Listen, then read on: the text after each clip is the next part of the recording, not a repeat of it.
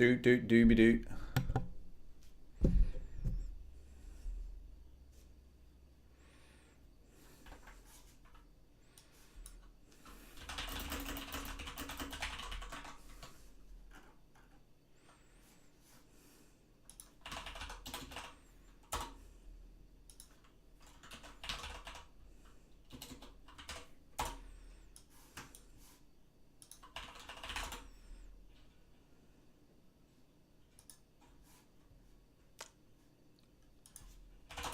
Hello there. Can you hear me?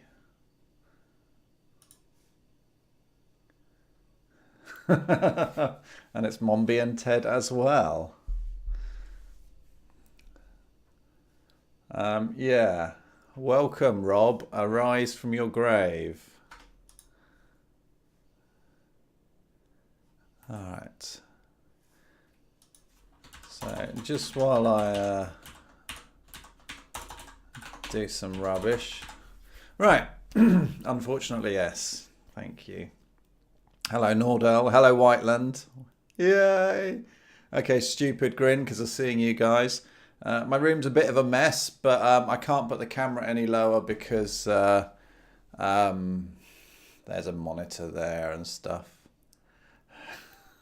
There we go. Millip says hi. Is he lost under boxes? Anyway. So it's been a while. I can talk about live now also. Okay, what to go over? What we've been up to. Reboot Develop Conference 2018 review. In a word, there you go. That's the review done. We can move on. Yeah, I am knackered. Today Jody is feeding me. I'm on a diet. And so for example, today, okay, I ran for an hour and 5 minutes. That's worth a lot of calories, okay? And on top of that, I've eaten like what Jody has fed me, which is 3 meals today. It only adds up to about 800 calories. But never fear, because I managed to eat nearly a whole pack of chocolate hobnobs. So, you know, she can't beat me. They'll never take my carbs. Right. What else? There was something else. Oh yeah, what next? Right. So, those of you who know Jody, who is my partner in crime, not an actual criminal, don't report her, then Jody got promoted, so Jody is now Technical Art Director at Creative Assembly. Assembly. I'll get there, I can type. You need good news, Rob. Diorama reboot confirmed. Diorama Half-Life 3 combo. Yes, I've been bought by Valve and then ruined. No. Oh yeah, the Firewatch guys got bought by Valve, didn't they? Anyway, so that's Jody. She's doing spiffing. Teasel's in the other room. Yeah, she's done well. Yeah, Teasel's in the other room being asleep. Perhaps we will be graced by her furry presence. I was out yesterday for a meal with some friends, and one of them made a joke about how you can talk the hind leg off a donkey, and I was like, are you mocking my cat? But the thing is, he didn't know I had a 3-legged cat, so when I started to explain, he thought I was just lying, and it got really awkward. Hello, Let's Race. All right, mate. How you doing? And Harter, I haven't actually said directly hello to you. Hello to you directly. I'm pointing there. You must be sitting to the left of your monitor. Yes, that's how it works out. Left and right. Well done. What have I been up to? Mostly work. So those of you that know, I work on gambling games now because I have no soul. And hello, WGG25. Yeah, the world is... It's actually been 2 months since I last streamed, and even that was patchy, right? And Grachev as well. Oh, hello, guys. Hello. And Cookie... Oh... Shall I just wave off screen and make it really awkward? Right. Jodie is now. Well, you'll never know, guys, because you turned up late. You turned up late. Actually, let's get some music going. Nino Kuni 2 OST, Kingdom by the Sea, Hydropolis. It's awesome. Probably best bit of music I've heard in years in a game. I had to reboot my laptop. Oh, no. What the hell was I talking about? Yeah, it's been a while. So I've been working on gambling games. Some of them have gone live, finally. That was the big deal. Ah, Doomsaw, hello. Oh, this would be lovely if, like, every time I try and say something useful or interesting that someone else says hello and then I completely lose the thread. And even now I can see Twitch. Someone's talking to me. Right. So, no, I'm actually confused. What's going on there? I don't know. Right. And Tystev, hello. Right, so I'm now completely bewildered. I've forgotten how to speak. It's gambling. Yes, it's more of a, well, as living hell. No, it's all right. Good problems. Good problems. Good money. Keeps the cat in dreamies, you know. And there's a lot to learn. But I mean, you know, we can talk about work-life balance and all that kind of stuff. Or in my case, sleep, barely alive balance. And at least he's doing something. No, I'm not.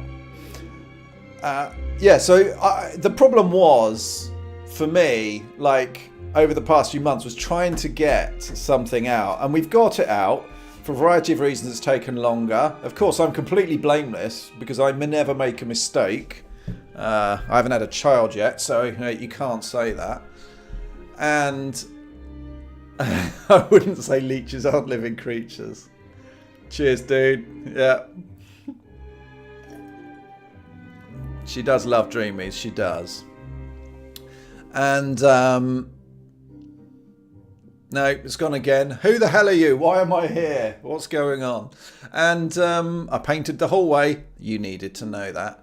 And yeah, so they came out and it's a bit delayed, but things are definitely settling down. And obviously we went last year to Reboot Develop 2017 and we went again this year. We booked it almost immediately and we thought that would be cool. It was lovely. It was, let's show you guys, bearing in mind, like I find out like 90% of you are East European anyway or something. But let's go to the good old Google of Maps, Doom. Right. I did see your awesome... it's just a terminal, but no. Wait. Just you wait, everyone. It's the walking bear. The freaky walking bear. It's just what you need to help you concentrate, right? Yeah, that's a bit dodgy of me, isn't it? Going it to Google while you're here, because it does autocomplete for all, you know, it shows my trend in viewing things. And when you find out things like kitchen knives and hammers and body bags and inflatable policemen, then you get worried. So, where are we going? Right, Croatia, good old Crow of Asia. So I like Croatia because as a country, it's got this area here. That's Bosnia and Herzegovina. And then it interrupts it.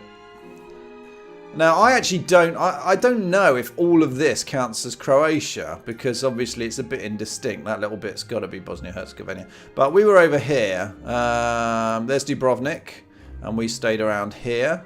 And if we go into 3D mode, which is critical for my tedious explanation. So that's where it was. So that hotel there, that one, that flat hotel, paper thin. If only it was a walking tripedal cat. Yes. At the Sheraton, that's where the event was held. And that's where is it? Oh no. That's our hotel. And this is over here. This is an old hotel that is still shot up. It's still got bullet holes and grenade launcher and rocket round remains from the war in the early 90s between Bosnia and Croatia, if my memory is correct. And I know this because I jogged all around here, and it's quite a common thing to see. The government hasn't actually renovated or sold off this area yet. And I wanted to run up here, apart from this bit was marked as military, so I bottled it and came back. But one of the reasons I'm doing this is that I took the opportunity to go from here. Let's do this. Let's measure distance to go from there to there to there to there to there to there to there up here. So I went jogging several times, 3 or 4, and I ended up jogging up here. And that was cool, which is why I'm telling you. Probably the coolness isn't coming across here. But this bit here is the tallest mountain in the sort of area. So I've done that. And then we go up here. And what was fun about it was that this path was runnable, right? Of course it was. But I knew that was the border, right? This basically is the border between 2 countries. So if I'd run around here, I'd have crossed illegally into the country. It turns out maybe I did anyway. So instead, I went off-road and climbed up here. And that bit there was steep and dangerous, and I shouldn't have done it. And it's annoying because this part around here, this is actually quite flat and easy in comparison. But I got a great view and a few nice photos, and there you go. You loved it. So Reboot is great. It's a lovely thing as a holiday. It were wicked. Let's go and have a look. And we saw some cats there, so that's good. Nice hotels. Anyway, tra-la-la-la-la. For those of you that don't know, let's go and have a look at Reboot Develop. Yeah, so I've got my games out. Went to Reboot last weekend. I've obviously been thinking a lot about games, and going there was interesting because it's interesting anyway. But I like looking for patterns and stuff and predictions. You know me; I'm an opinionated twit. Who can forget me? All of you. Who can forget me telling the story of how I spoke to the Crow team, one of the head guys at Crow team, and saying, VR is a fad and it's a mistake. And he gave me a good answer, as opposed to a lot of the other people who are going, oh, it's a gold rush territory, make money, loads of money in VR and stuff. And there was, notice the change in words from there is to there was a lot of money in VR, not in selling VR stuff, but in getting funding to make VR stuff, because presumably VR is going to take over the world. And it didn't. It hasn't. And the money is starting to dry up for VR, which will become a bit awkward because I'll have to talk about the talk that Sony did, because Sony is still pushing VR quite heavily. There are some good reasons for it. So I don't knock it as a business plan. But the whole, I get to be a bit smug. Just once. Admittedly, it will last about 50 years and probably even go on to my gravestone, the continuing smugness. Hello, Unpause. Yeah, VR, of course, has a future. Yeah, so it's my issue is that we're more than one generation of away from good VR, cheap VR, reliable VR that can take over the world and replace everything, and then we can get Instagram in 3D. Woo, the future. And I chatted to the Crow Team guy a year ago about it, and he, as I said, he gave a good answer, which was, we're game developers, we love VR, we want to do it. And you know what? That's a brilliant answer, right? I can't argue that. They love it. They're going to spend their money. You can't stop them, right? Of course you can't. But as fans, I appreciate it. The thing that always bugged me about VR was people saying it's the next big thing. It will replace everything else. And basically it's driven by it's the problem of game developers living in a bubble, thinking everybody thinks like them, when reality is just not true. It's just not like that. So one of the talks was interesting because it was about Crow Team's VR game, because they were doing a Serious Sam VR game, and the experimentation that went into it and the results that came out of it. And basically, they quickly found out that VR was not good for Serious Sam, right? So I won't go into the details of it. VR in the future will be amazing. You know, I've often complained about the physical issues, and that's got nothing to do with the hardware issues, to do with resolution and latency. We're talking about the fundamental mismatched signals you get from your eyes versus your balance in your ears. You know, your focusing ability. None of these are going to be fixed in the near future. So there you go. There you go. Yeah, exactly, Grachev. I know, shocked, I tell you. But that was what was interesting, is because Crow Team are very heavily Twitch shooter. Serious Sam is a throwback to Doom, and it's great because of it. It's quite, you know, I like it. Yeah, oh, Jabbercoat here. Quick, everyone, hide. This looks like it's just a big advert for Reboot Develop, right? You know, you can actually book next year's tickets. So anyway, so let's have a look at the schedule and go through it. And yeah, so I'm feeling a bit smug because the vibe about VR has dropped. And do you know what? Fortunately for opinionated, old, cantankerous Rob, there's a new kid on town that's ready to be kicked into the dirt. We love a bully. That's what we'll do, right? And you donated a whole £1. You sure did. Oh, yeah, sorry. Yep. That pound has kept me going for the last 2 months. Woo! That's why I'm not going to show you the lower part of my body, because I had to eat it to survive, like a Stephen King novel. Stephen King short story. There is one where somebody eats themselves to stay alive. Okay, shut up, Rob. In the conference booklet, let's have a look. So let's go through this. Yeah, so the new kid in town that is indie game Switch development. Woo! Now, here's where I'm coming from. Like all things that I say are rubbish, you can make money out of it, right? So I'm not saying never, shouldn't, can't, won't, because that's not actually a grammatically correct sentence. I wouldn't say that, right?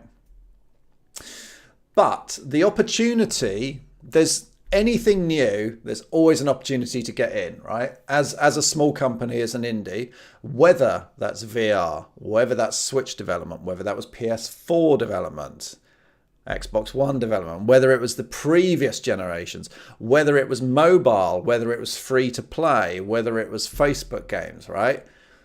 A new territory, all bets are off, dive in, get in there early, first mover advantage. Wouldn't that be awesome, right? And that's exactly what happened on Switch. Now, I predict Nintendo is a company that genuinely has historically proved it doesn't give a toss about even large third-party software developers, let alone small third-party software developers. So the last kind of thing before the Switch was like Wii games, Wii U games, 3DSi, was that right? Something like that. Can't even remember the name of that console. And they all suffered badly, right? And what happens is between the three main console developers, each of them takes it in turn, apparently, to become indie friendly. However, oh, hello, 7 out Dead Cat. And they care about third parties if they can still get it. Well, what I was thinking, right? Switch is coming along, right? It's Nintendo's turn to realize, wow, indies can give us a whole flood of coolness, authenticity, pad out a very thin release schedule, right? Hello there, Keegan once. Hello there. And yeah. So Nintendo suddenly became indie friendly, probably 6 months before it came out. I can't remember the timeline, but if you go online, you could, when the Switch came out over the first 6 months here, you could buy a lot of good quality indie games, right? However, I was always saying Nintendo ultimately don't care about third parties, right? They are a stepping stone to their own consistent revenue stream.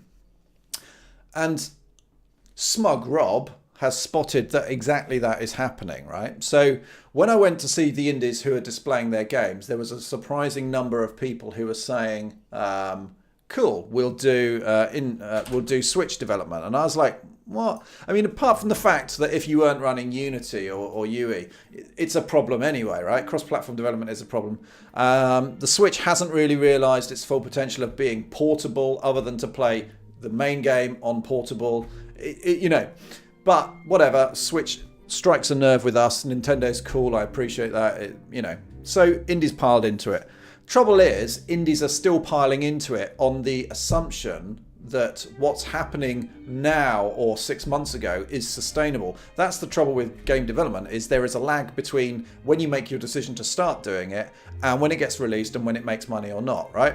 So what started to happen recently was, surprise, surprise, the more content that appeared on Switch, on the online shop, suddenly visibility was a problem. Now, does that sound familiar again? Yes, it sounds like Steam, right? Too much software.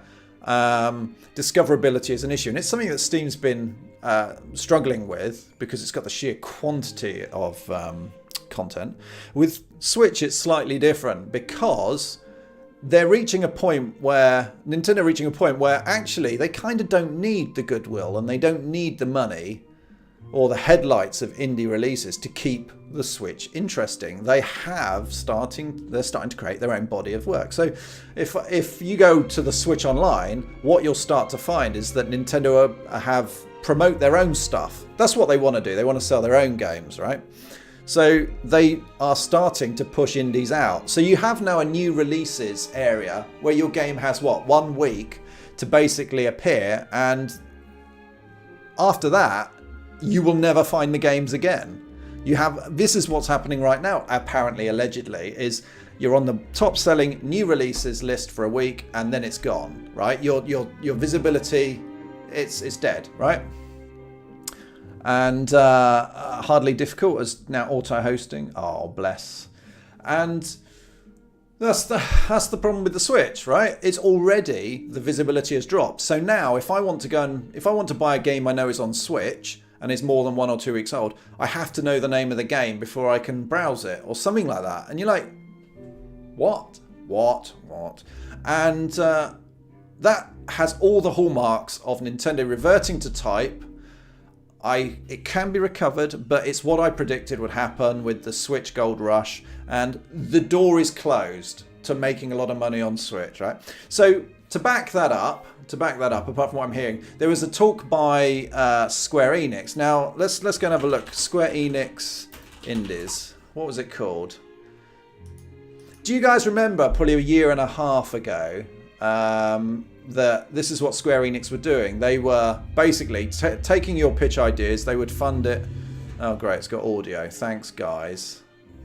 Oh, it's my choice. Right, no games.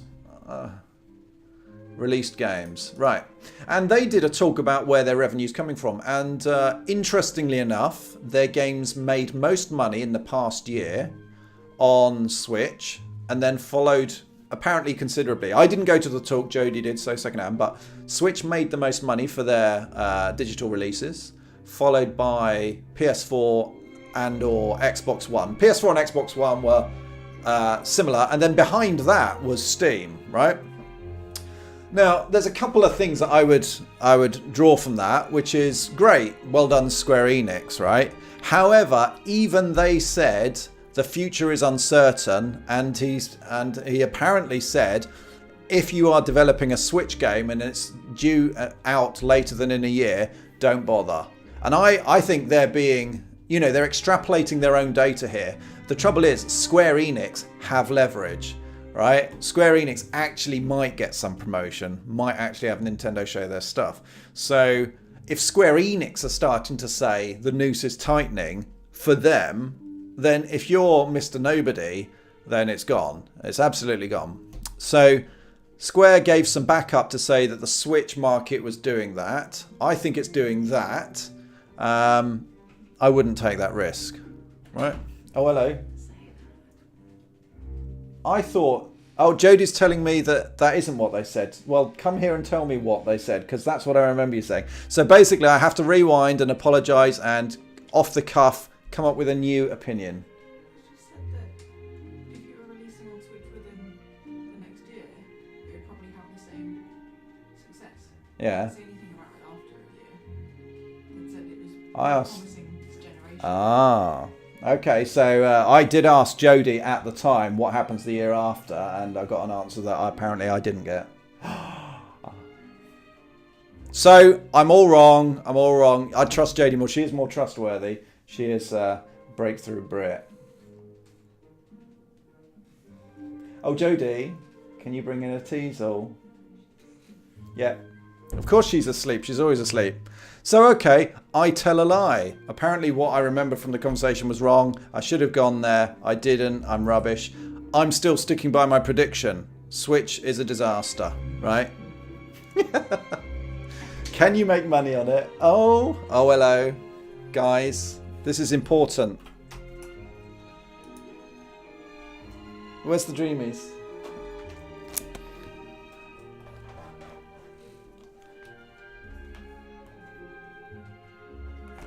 Hello.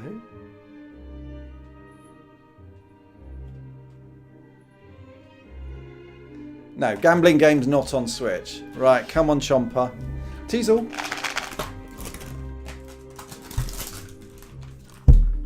All right, no. Come on, Chomper, ye off. For those of you wondering, she hasn't grown a fourth leg back since we saw that.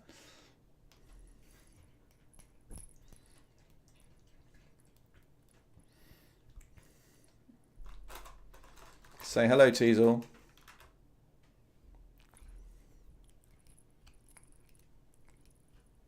Ah, that was a wet one. Are you a happy cat? Oh, is Nightbot not running? I have no idea. I didn't think to check that. No, Teasel, no more for you. I'll be back in a sec. I need some tissues because my fingers are manky now. Teasel, cat. Yeah, you sit there, cat. You guard.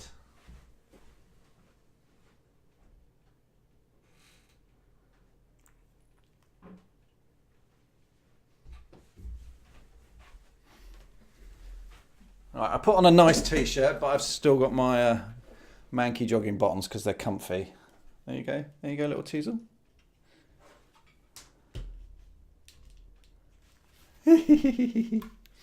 Well, maybe Nightbot just stopped because it's been so long. Yeah, absolutely. Oh, no Nightbot is there. Weird. Teasel, do you want to come down?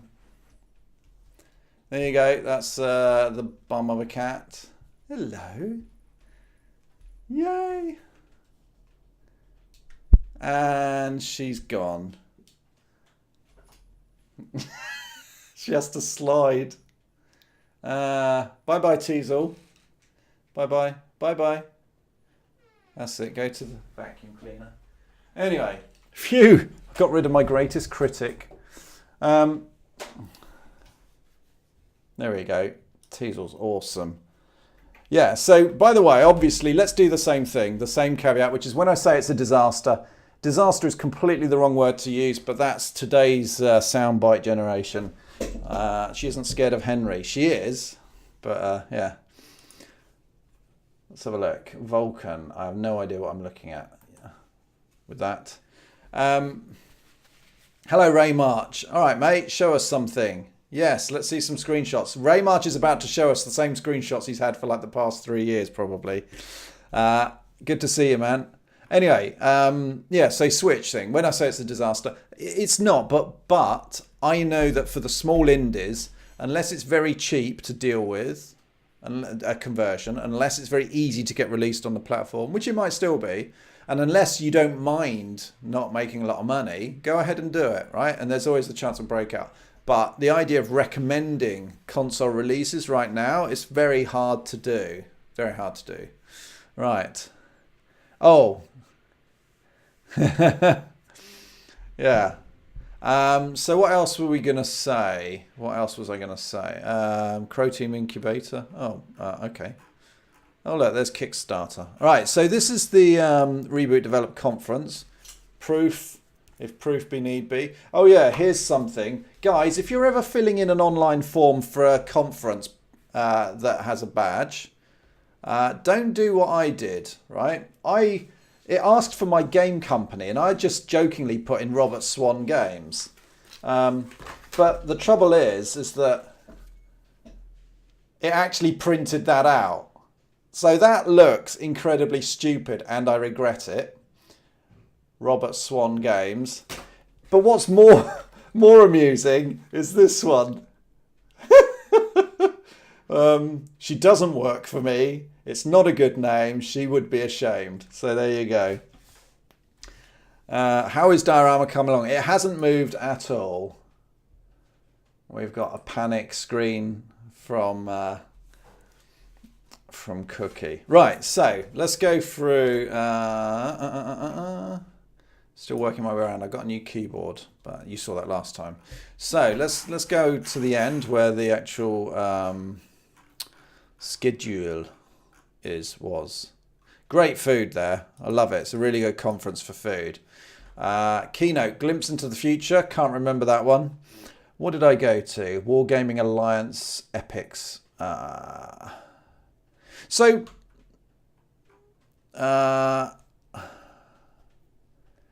I go to Jason De La Rocca Execution Labs? Yeah, I think I did. And do you know what's really rubbish is I can't actually remember it. But I remember coming away thinking, actually, this guy's quite good. No, now I'm coming back to me. Now it's coming back to me, I think. But let's keep going and see what else, just to make sure I'm not mixing up things. Mad Head Games, Unreal Engine, More Than a Tech. Oh, did I go to that one? I wasn't going to go to Global Game Jam one, no chance. Yeah, I think I went to the Epic Game one. And I can't remember what the hell it was about. I remember thinking it was... Oh, yeah, that's right. I didn't learn much about Unreal. It was basically... There wasn't anything technical in it particularly. They just kind of went through a showreel of a video. And apparently this is quite common for people like Unreal, for the Epic guys, is instead of giving talks at these kind of things, is that they'll just show a demo reel and it kind of, that's it. And it's like, well, it fills a slot, but I left, yeah. Tim Schafer, Double Fine. So Tim Schafer is an interesting one. Jodie knows him a bit now. Tiny bit, which is cool. He recognised her. Tim Schafer is an interesting one. He's from Double Fine Games. Diorama is dead. No, bits of it will live on. But basically, I'm going to skip through these because the ones... My problem with this conference is that there's a lot of people giving opinions. And my opinion of an opinion is that actually I'd rather there was something factual based on it.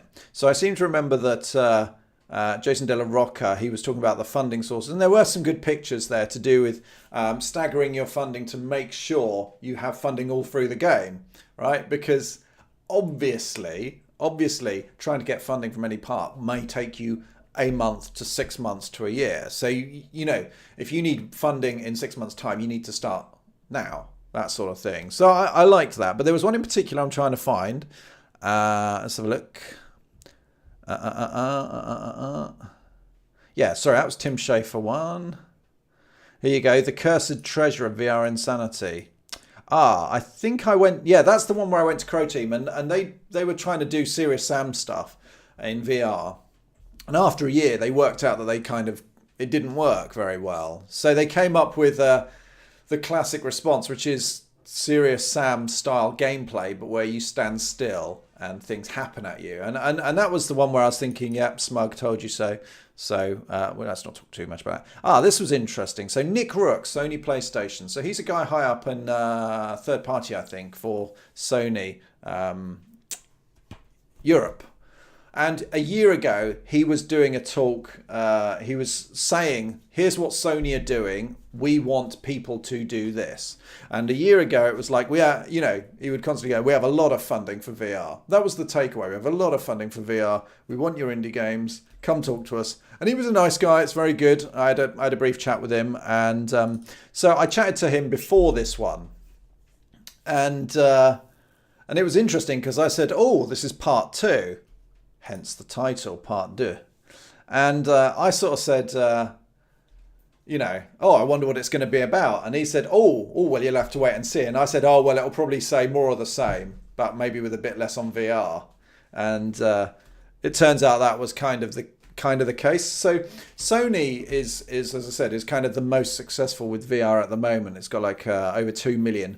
But it was interesting in the figures I picked up from him, which I haven't verified.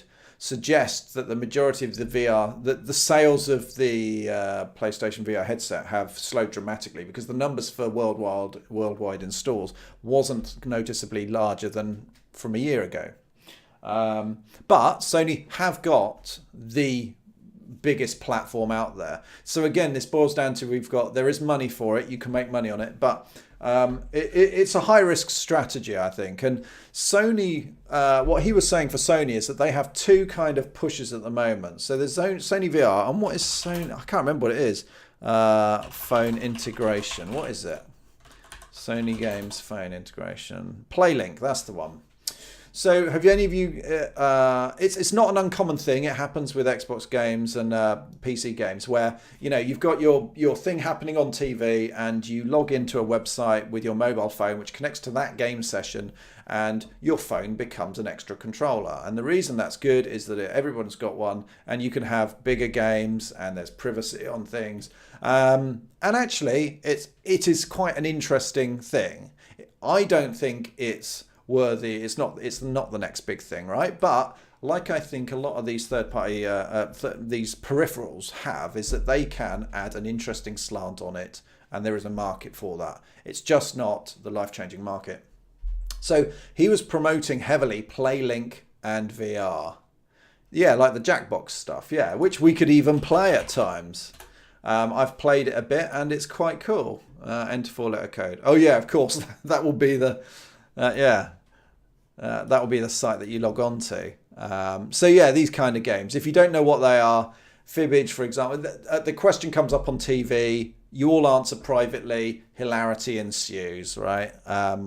But it's probably a terrible game to play on Twitch because of absolute anonymity of who's playing and rampant abuse ideas. Yes. So I found it interesting because it makes sense for Sony to keep being at the forefront of VR, and they can consolidate that place, and that's cool. And I understand where Sony is coming from, right?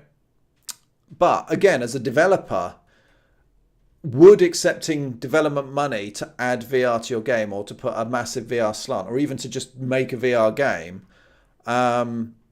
would you be compromising your own chances of success? And actually, that's been a question that's been asked all along with VR games, at least by me, rather than just accepting the development money, which a lot of companies have done, or R&D stuff. Like in life, it's a success if you get £1 million funding that keeps you going for 4 years, and you make a lot of money and you make a profit on the funding, but then the game doesn't sell anything, your product sells nothing, and you move on to the next bit of funding, right? As opposed to if you accept less funding and you make a bit of profit on the game, but overall you're financially worse off, yet you've made a game that has actually sold 20,000 reach, I would prefer the second one. Obviously, we're not talking about sacrifice your life so that you go into abject poverty. That's ridiculous. But, there is money to be made in games. And I think, for me, I'm prepared to sacrifice money for success, because sacrificing a small part of a lot of money still leaves you with a decent amount of money, etc., etc. Yep. Oh, it is played all the time on Twitch. Oh, okay, cool. I assume as long as the people playing are vetted, I guess that's the big deal, right? So that was interesting about Nick Rook. The Sony is still pushing Link Play or PlayLink and VR. I think that's good for Sony, and I think there's enough money and enough people interested to sustain it, and Sony will do fine. But he gave me an interesting thing. I sort of said historically that no peripheral has ever really reached a large part of penetration of the original installed console base. And I'm actually thinking of that statistic comes back from like 2 or 3 generations ago. And I hadn't thought of anything that would break that. And I was like, well, it's possible that maybe and I said to him, maybe your VR is actually 2 million installed units. That might well be the biggest, most successful peripheral. And that was interesting because he said, well, no, things like the iToy, do you remember the iToy and for PS3 and SingStar, they did exceptionally well. And it's like, and then I got thinking, how did I make that mistake? And one thing I should probably look up is, as a percentage of install base, like the PS2, for example, was the opener with SingStar, and the PS2 sold what, 100 million units? And it may be that SingStar sold 5 million units, 10 million units. The iToy will, I think, probably have sold less than, that's my guess, it sold less than the SingStar microphones because that was a very easy, tangible game. Karaoke, right? Cool. But as a percentage, that's what interests me, as a percentage. Like what's the PS4 install base? Let's go and have a look. PS4 install base. I'm not looking for I'm not looking for an accurate figure. I'm just looking for a rough thing. Right, does that actually help? Sony PlayStation 3 installed base in million units, 41. So that's 41, 30, 70, 80. Yeah, so that's like 100 million, 90 million or whatever. And this is saying, no, that can't be cumulative. That doesn't actually make sense. Sorry? Oh, that's right. That's right. He actually said Kinect was the best selling peripheral. But I would like to see that because I know eventually it got bundled with the console, which makes the point about what's the best-selling extra peripheral. Sorry? No, it doesn't to me. No, you're misunderstanding. Jody is saying it still counts as a peripheral if it's bundled with the device, whereas my point is people buying extra things. You might as well say, oh, the Wiimotes sold pretty well, didn't they? Well, no, they came with the device. What? Those are controllers. Well, so's the Kinect. Just go away. I mean, correct me when I'm wrong and give interesting. But, huh? She's saying just get Labo. No, because I'm hearing Labo's not selling very well. Despite everyone going, it's awesome. I've heard it's not selling very well. Bye-bye. She's going to start whispering, kill yourself, Rob, or something like that in my ear. Kitchen needs tidying or something? Cat needs tidying. What? Cat needs tidying. I have no idea what that's going on. Wii Sports sold a lot of copies. Yes. Yep. I'm a bit thrown by that. But peripherals. But Wii Sports sold a lot of copies. Yes, exactly. It came with it. So yeah. So maybe if I was intelligent and kind of trustworthy, I would go and have a check out the stats for these things. I would find that very interesting. This might actually be how many people are actually playing it rather than sales. What does it say? It says estimated install base of Sony game console. The idea that the PS3 has less installed units, surely that's just number of current players. So if the PS4 is at about 56 million, then 2% is like 5%, 4%. Hello, iRazor. Prelude of the Chambered. I've not heard of that, no. PS4 and Xbox One install base to reach, yes. Yeah. No, that's going to be them guessing. There we go. How long ago was this? Okay, so the PS4 is almost presumably about 70 million or something like that, right? So 2 million of that, we're looking at not a lot as a percentage, right? So 3%, 4%. And that's what interests me, right? If it was bundled with the console, I find it hard to... I don't think that's the same thing. Anyway, moving on. What did I go and see next? Keynote, The Root of Inspiration. So this guy said quite a few interesting things, but I found it a very disjointed talk. So I can't even remember what he was saying. Isn't that terrible? Let's have a look. Why good games fail. Lessons learned from launching 50 games with 1 billion. This is the interesting guy. So I will type up some of the slides. Now, this guy, Ivan Tranchik, Celents, his company is a company that deals with information. You go to them to work out how to make more money on your game. Thank you, Doki. So let's go and have a look at my pictures. You won't look at my pictures. Right. No, you definitely won't. Where? I took some screenshots of his things.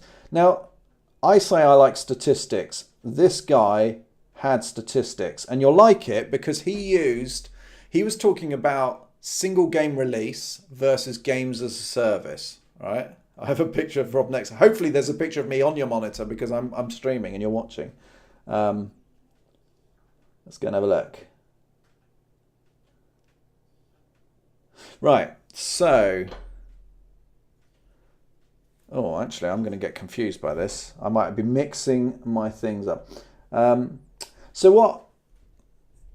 Is this Silence? Yes, it is. Right. So this guy, he came up with statistics to back up the conclusions. Now, I don't mind if it turns out the conclusions are a bit wrong, because with data, as you get more data, you end up with a more and more accurate picture, right? That's what I want to see more of at conferences. Less opinion, more people saying, this is what we've got. Right.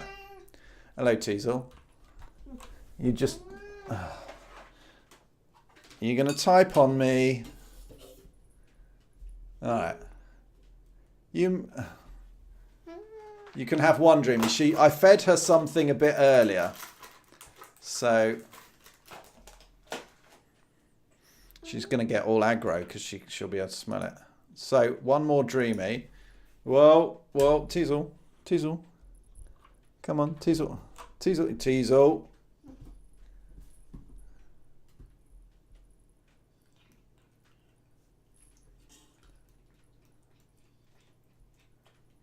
Whoa, you are gargantuan, cat. You should be in the next Pacific Rim film. Lick my finger. All right. Hey, the dreamies are back. Thank you, Nightbot. Right, Teasel. Kindly get lost. Anyway.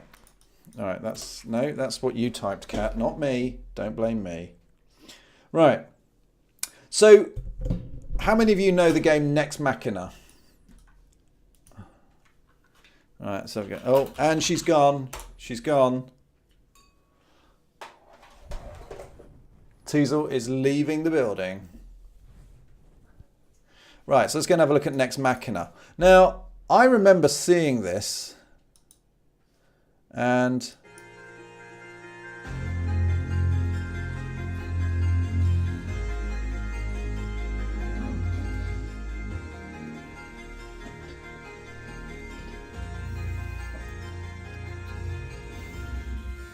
They might even show the game in a minute. Well, I'd like to see the game. Yeah, this doesn't help my point. Ah, here we go.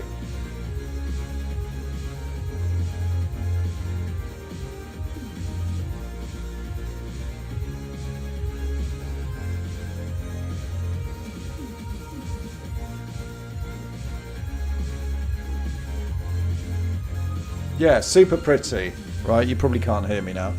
But isn't that great? And, all reviews, 849. I checked, well, I've got some figures, so I'll type them up. But Next Machina, that is slick. Bullet hell game. It looks great. It's by a group of people that have dipped into and out of different game genres. And I basically remember Silence talked with figures.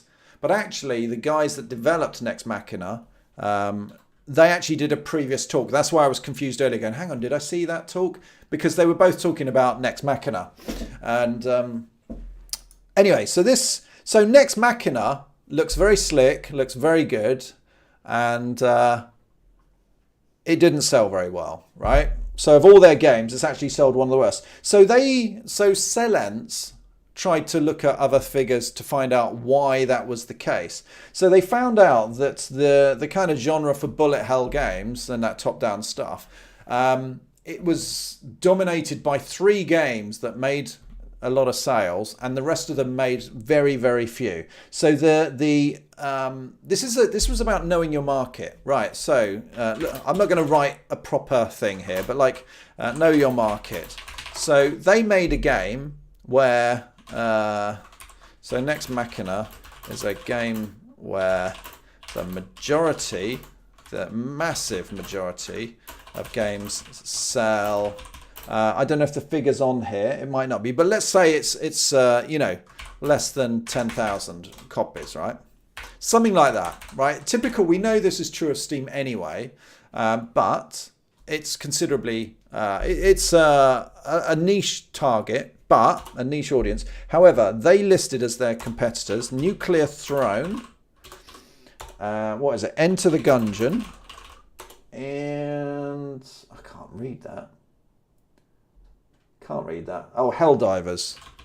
Helldivers. So, examining the competition, this is where Cellens got some statistics, and I find this very interesting. So, for example, Nuclear Throne, let's go and have a see, was released 20 months ago. The number of owners. So he was making 2 points. One about knowing your market, and then the other about talking about games as a service, which will come a bit later.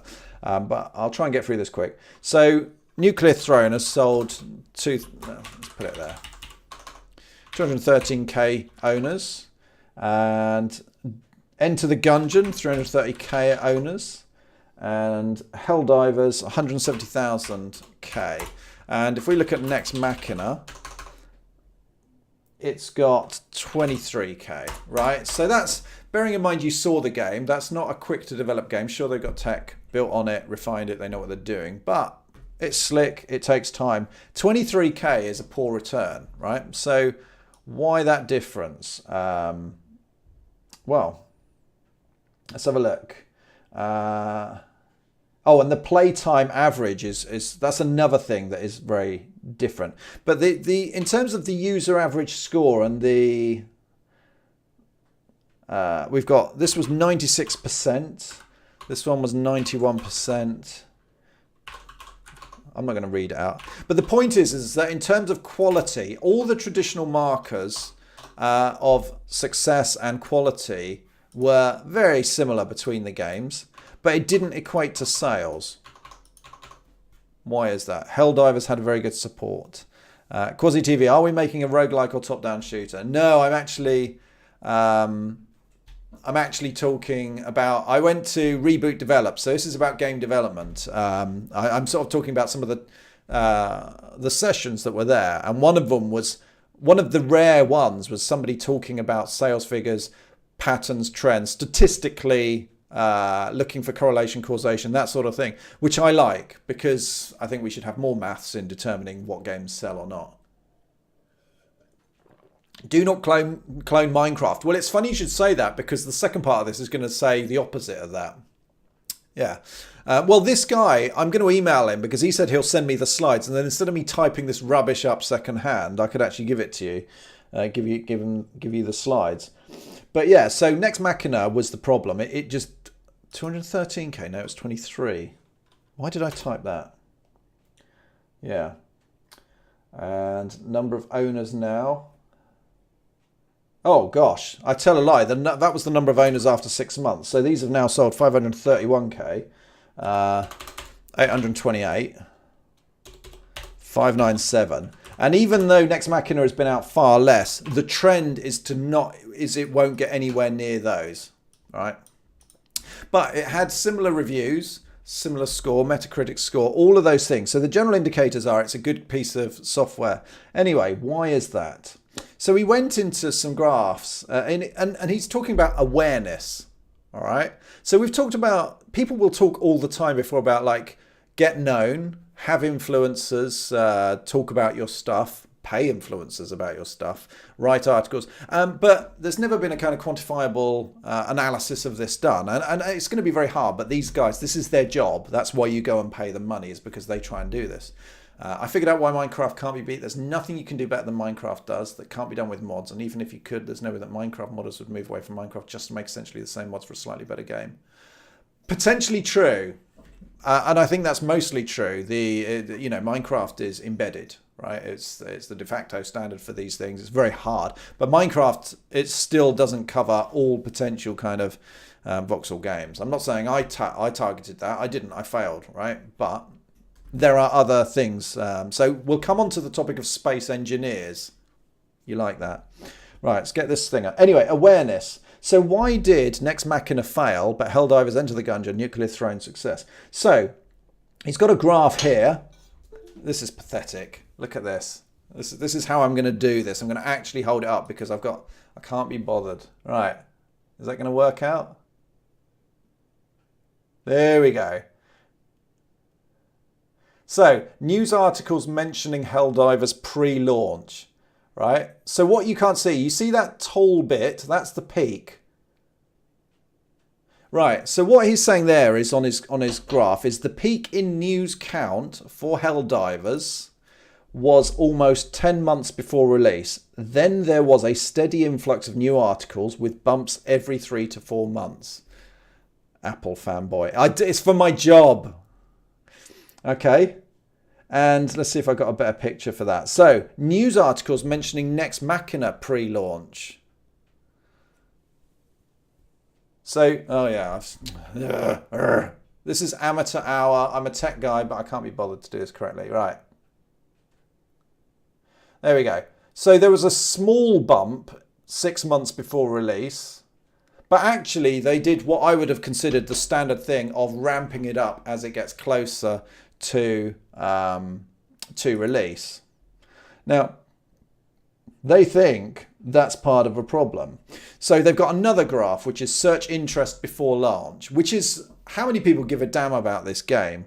And they had a big spike with the 10-month announcement for Helldivers. But then after that, it didn't drop down to 0.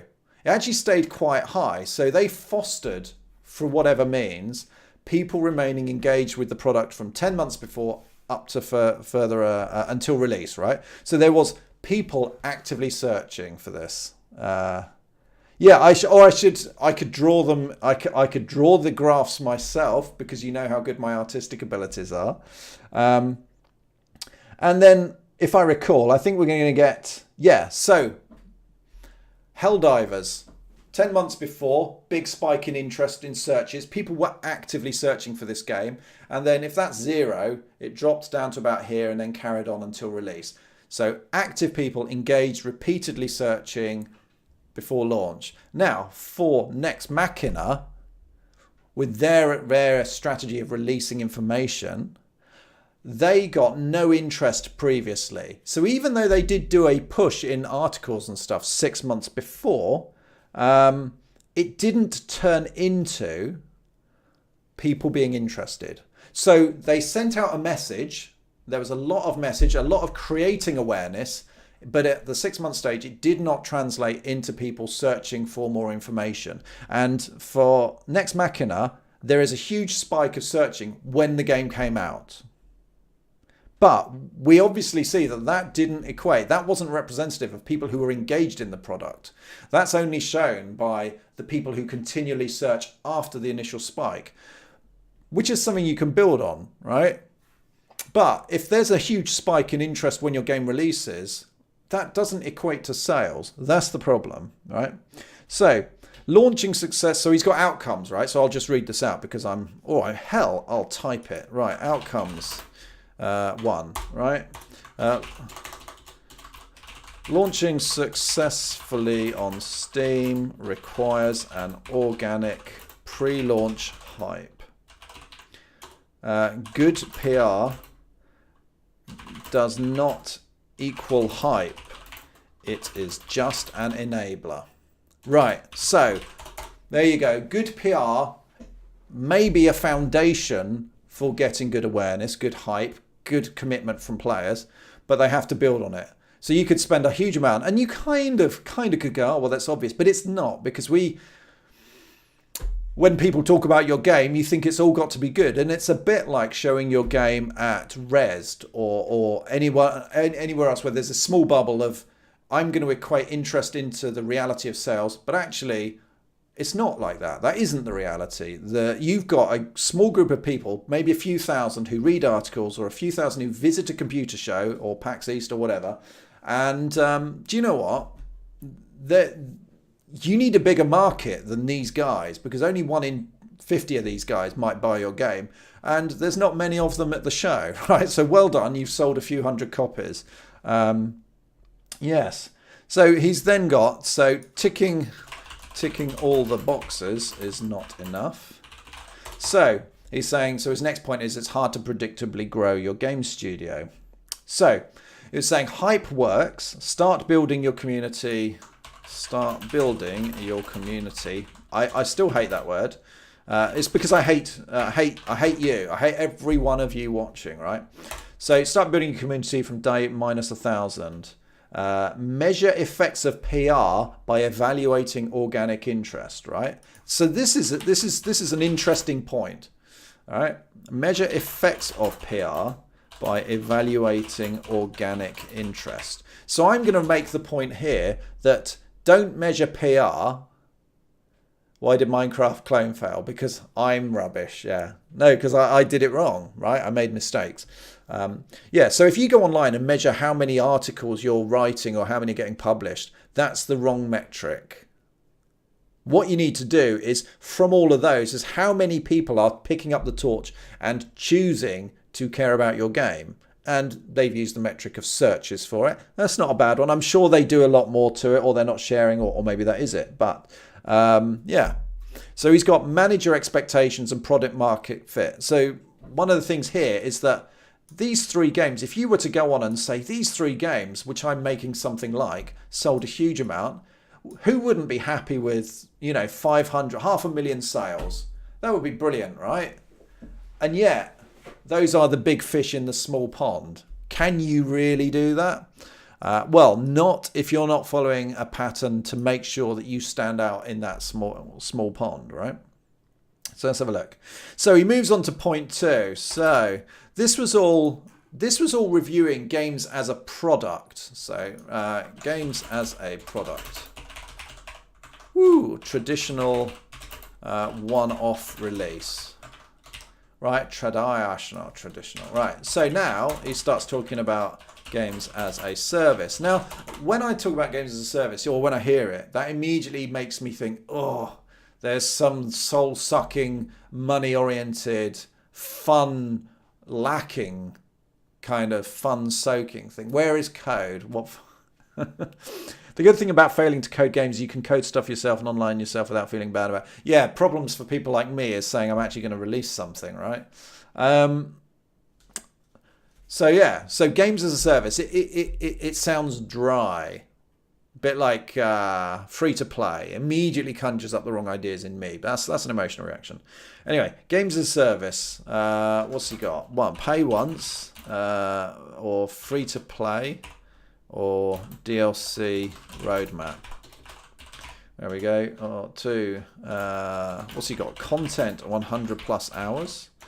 3. Post-launch support is everything. So his point being is that post-launch support of a small game determines if it's going to succeed or fail.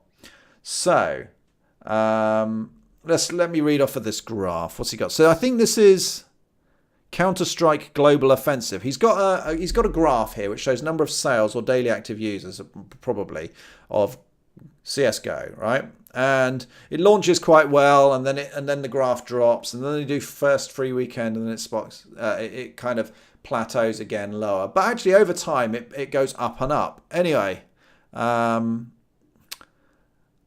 they keep doing free weekends. They keep releasing new map packs, and all of this is adding a bit more and a bit more. And obviously, every one of the map packs is keeping people engaged daily, weekly even. It's probably a better thing. I don't want to suggest everyone plays every single day. But the point is that if you do a regular release, and it only adds 1% to your user base, you guys understand compound interest. So 1% times 50 releases. That doesn't mean you've only added 50% to your user base. It's very big, right? And that's what they do. And the graph of CS:GO is like that. And he also starts looking at graphs, because we'll start talking about Fortnite and Battlegrounds, and don't need to get too much into the detail of those because they're all wildly successful. We like all of them, but it's more to do with Azenris is now following me on Twitch. Ooh, hello Azenris. Yeah, there's a competitive scene too. That's very true. That's very true. Yep. What was he talking about? Free-to-play games, and let's have a look. Let me see if I can work this out. Competitive PvP, and he lists. Let's do free-to-play. So, no, I'll just put it in another thing because he's talking about something differently. So free-to-play, and he's got Dota 2, PUBG, CS:GO. Rainbow Six, can't be bothered to type that. And 2, premium game. This is this is where Space Engineers comes in with a built-in virality. Space Engineers. Right. 3, premium game with a DLC roadmap. Stellaris. So he's identifying different types of games as a service. Push the free-for-all game mode as esports. Yeah, apart from the ability free to play, right? Dotcha, excellent. And he goes into more detail about Space Engineers. Now, it's sold. Space Engineers equals 2.5 million copies. Well done, them. Now, the point being here that their sales, they never have a spike. Not really. Minor variations. But the traditional sales model of games as a product, huge spike on sales and then it drops. Maybe DLC, but it drops. And then da-da-da-da-da. Yeah. And it had huge cheating in it as well, right? And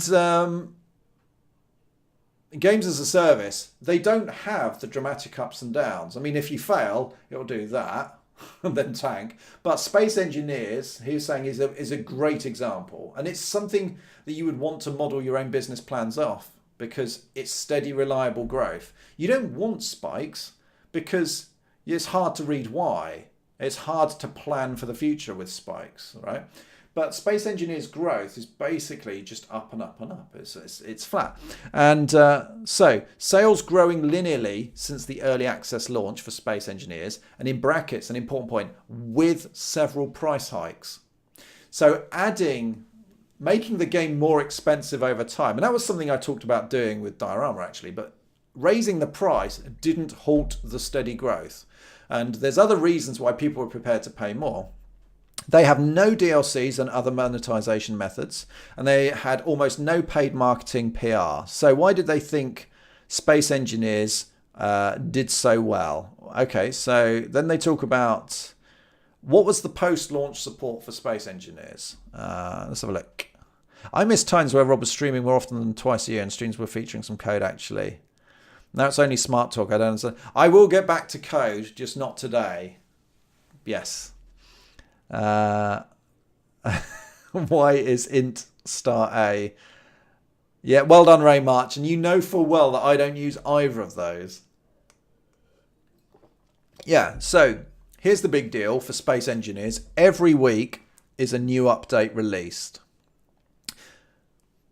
That's a big ask. That's a very big ask. A new update every week, reliable, predictable.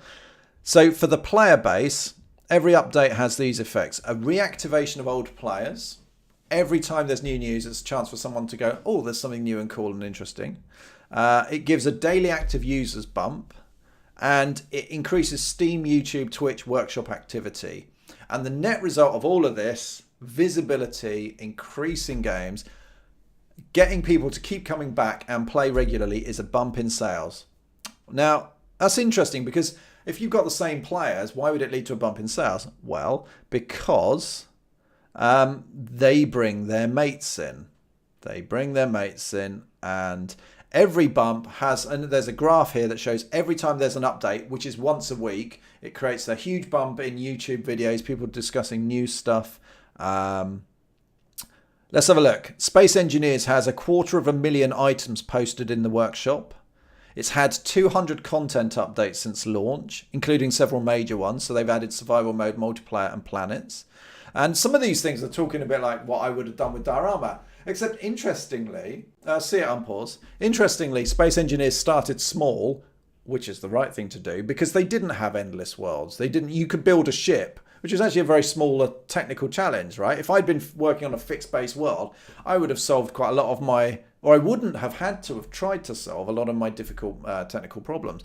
You know, you only want to be solving the expensive problems once there's people paying for that expensive problem, right? For that solution. So yes, I mucked that up.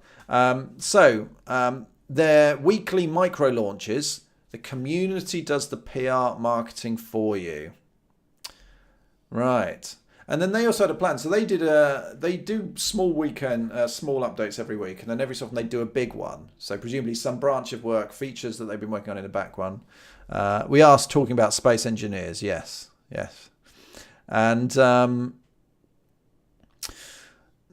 they looked at the planets update, which I could tell you is technically it's quite a challenge. It's a big one, but they gave a free weekend and then followed out with a subsequent 50% sales discount and a bit of PR outreach and community hype. Community hype sounds good, right? And Space Engineers is still a top seller 2 years after launch. It's got 20 times more sales than I guess. I don't know what that's saying. It just says 20 times more sales. What does that mean? And the big planets update gave it 20 times more sales than it was already doing, which was a steady stream of up, and it reactivated even more players. This is almost as much talking as a Starlight Sky stream. I assume that's good. Did I meet her? Oh yeah, I bumped into some of the other Twitch streamers that are in London, and I can't remember who it was. Was it Unicorn Dev? Well, hello, whoever. Space Engineers is a great example. It's managed growth, it's engaging with the audience, and lower risk, right? So games as a service advantages. More predictable sales, cash flow, steadily improving a single game over time. Yeah. And can be done even with a small team. And talking through this has changed my thoughts. Like I said at the start, the idea recently since you last streamed. Yeah, I think I bumped into Unicorn Dev. And she was like, why do I know that name Robert Swan? And I said, I don't know, have I stalked you before or something like that online? I just realised how bad that sounded. No. We have chatted before online. There you go. So I feel like Rob is listing pros and cons for Diorama. Yes, it's interesting, isn't it, that some of the mistakes I made, actually Space Engineers didn't. Now, it would be insulting to suggest had I made a few changes that it could have been successful, right? That's not my point. I would have had an increased chance of success, but going from games as a service being a dirty word, when I think of, let's apply it to the model of Space Engineers, and it's hard to disagree with the smart choices that are made. Because don't forget, if Space Engineers was a failure after 6 months, they could have stopped and moved on, right? They would have had, maybe a year's development, maybe a year and a half. Still expensive, but pulling out rather than working 3 or 4 years on a game or something like that, that's a big deal. So Diorama is officially dead and Rob won't work on it anymore. No, but I'll talk about this in a minute about what I would be hoping to do. So let's see what my next thing says. I don't know, what is this guy doing? I have no idea. No idea what that's... And then there's pictures of the mountain. You don't want that. Anyway, to go back to this. So games as a service, dry phrase, but actually it maps to a development model for someone such as a Twitch streamer very, very well. That's actually pretty damn good. And one of the takeaways is it's a reminder that a development team with a good heritage and good development methods, and they make a game like Nex Machina. It hasn't destroyed the company at all. That's great. But actually, even for a top quality product, there's no guarantee of success, which will feed in later to my comments about some of the other indie games that are there and are clearly not top quality, right? Anyway, what did we have a look? So that was Ivan Transic, Celents, Why Good Games Fail.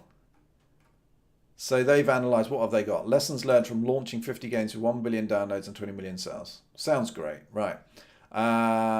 What happened next? Making a game into a franchise. I did go to that and I came away feeling a lot of it was common sense and it was also very dry. So it was about retaining rights to IP and ensuring that your design choices for a game means that your IP can also fit into other distribution models or other opportunities such as film or whatever. But actually, it was useful, but it seemed to me that that was definitely a talk by somebody who tries to fund games that spread into other markets, right? Into other media. And they take risks. So he was working for the Nordisk Film Games company or whatever, and they subsidise these projects. And it seems like something he enjoyed, the idea of games becoming films and vice versa. But actually, do you know what? It didn't compel me that it requires more than a kind of cursory consideration. Yes, you want to own your IP. Yes, you want to make it approachable in any media. But let's sort the game out first. Right. What else? What else did we go to? This was an interesting one. I felt really sorry. This was Yukio Futatsugi, I think it was. And Jodie went to panel The Craft of Building Artistic Indie Games, but we were starting to get a bit annoyed with the panels and stuff at this, because it's basically a lot of people kind of, it's opinion again, and I found it a bit boring actually. Building the World of Dark. No, I went to. So this poor old guy, Yukio Futatsugi, suffered a variety of awkward technical problems plus translation problems to the point where I didn't know what was going on, and half the audience left once his slides stopped working. So we just didn't know what was going on. So that was really unfortunate. Nenad Nesevic and Nikola Damjanov for Nordius. Nordius are a big company. Are they based in Copenhagen? I can't remember. But they are well funded and quite successful.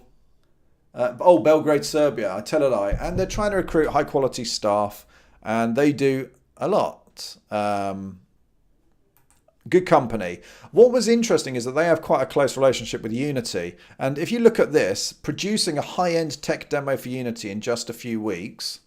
Great title. I thought, let's go and have a look, because obviously I think I don't really want to use Unity to make a game. But, we've talked about rapid prototyping, and here we're talking about making a demo for Unity in just a few weeks. Okay, so in my mind, I was thinking they're going to make this amazing demo, some of this top quality stuff in like 2 or 3 weeks.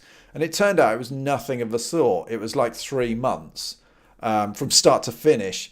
And it completely destroyed the idea that here, Unity was so cool and so productive and clever that you could create an amazing demo in a few weeks. Because 1, it took more than a few weeks. 2, it took a large team with doing lots of overtime and stuff. And thirdly, they had direct help from Unity. I've completely failed. Right. Anyway, what happened after that? Did I go to any of these? Evolving the genre? No. The company? No. No, I think I skipped those. Arcade is Dead. What next? No, didn't do that. That was a bit rubbish. Robin Hunnick, Funamena. I don't actually know how to say that. So there is no try. Why experimental design is more necessary than ever. So I have a trouble remembering this one because she talked about good issues, but from my point of view, she talked about way too many different things without kind of justifying behind them. I got lost in the conversation of what she was presenting about why experimental design. And coming from a place, again, it's like, it comes from somewhere where somebody has had a success with something, and it's a noble idea, which is experimental design. And whether that's to do with making games more emotional or trying out games that reach out to new audiences. They are noble causes. They're brilliant. We should do more of that. But it's also something that it has a lot of people who are very behind. That you don't just accidentally go into experimental design or emotional games or whatever. You kind of go full onto it. And so she was a good evangelist for that, but didn't convince me of what I thought she was trying to suggest is like we should all be doing this, and I didn't get that because I was a bit confused along the way. So I should find out more about that.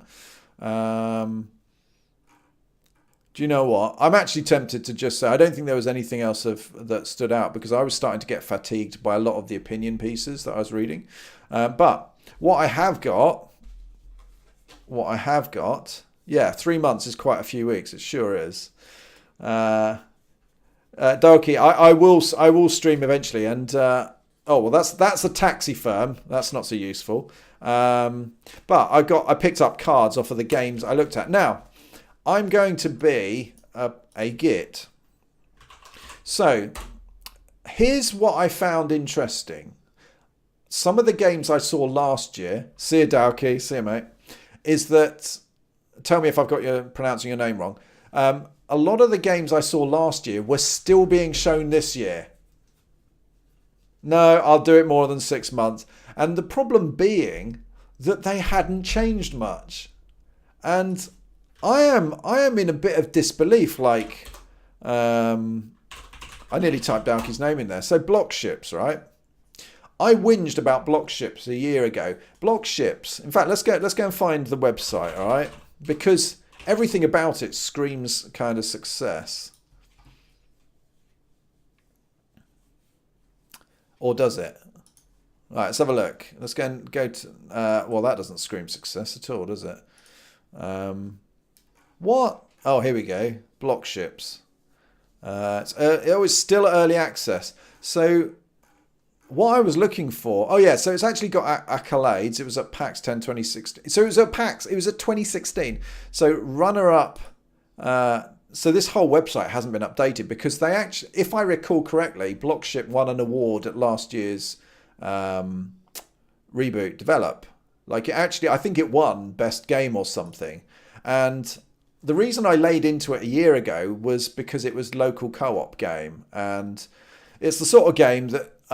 it turned out that I searched Steam Spy then, back when it was still showing figures, right? And he'd sold 300 copies a year ago. But don't worry, because I actually checked Block Ships, incidentally, a few months ago before Steam Spy cut the figures. And it was at about 8,000. No, it was about 3,000, I think it was. So this basic game has been worked on for like several years and has sold only a few thousand copies, despite winning and getting awards, right? Like, and you're like, well, what else does it need to do? Well, I mean, you decide, guys. Is it worth this guy traveling the world, keep promoting this game?